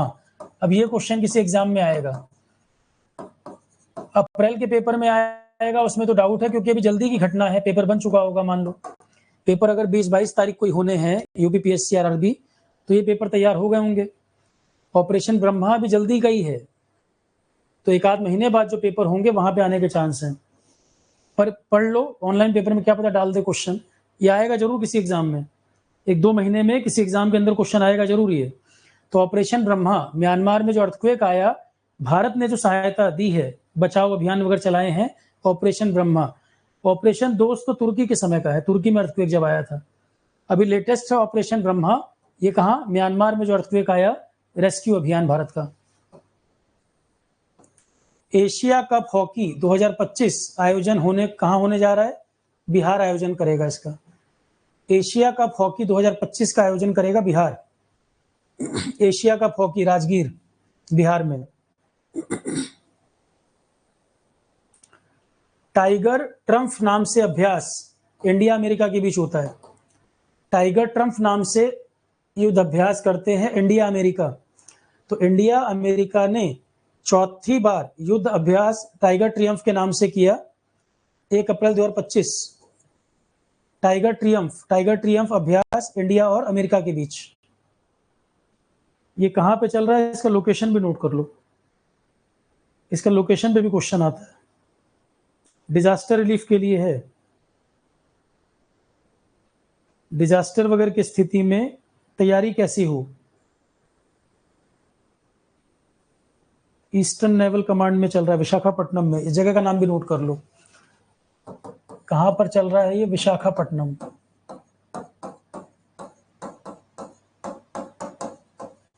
टाइगर ट्रम्प अभ्यास 2025 विशाखापट्टनम। और इंडिया अमेरिका का ये जो अभ्यास होता है किसके बारे में? Disaster relief. ये जो अभ्यास है डिजास्टर रिलीफ के लिए। विशाखापट्टनम कह लो चाहे वाईजैक कह लो, एक ही बात है। विशाखापट्टनम बोल लो चाहे वाईजैक बोल लो। तो इंडिया अमेरिका के बीच 4थी बार ये अभ्यास किया गया है डिजास्टर रिलीफ के लिए। टाइगर ट्रियम्फ नाम है वाईजैक में। विशाखापट्टनम वाईजैक, कोई ऑप्शन आ जाए।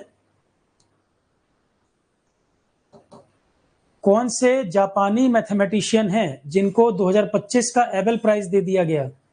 2025 का एबेल प्राइज किसको दिया गया है? मसाकी काशिवारा। इनको 2025 का एबेल प्राइज आ गया है। 2025 का एबेल प्राइज आ गया, किसको दिया गया है? मसाकी काशिवारा।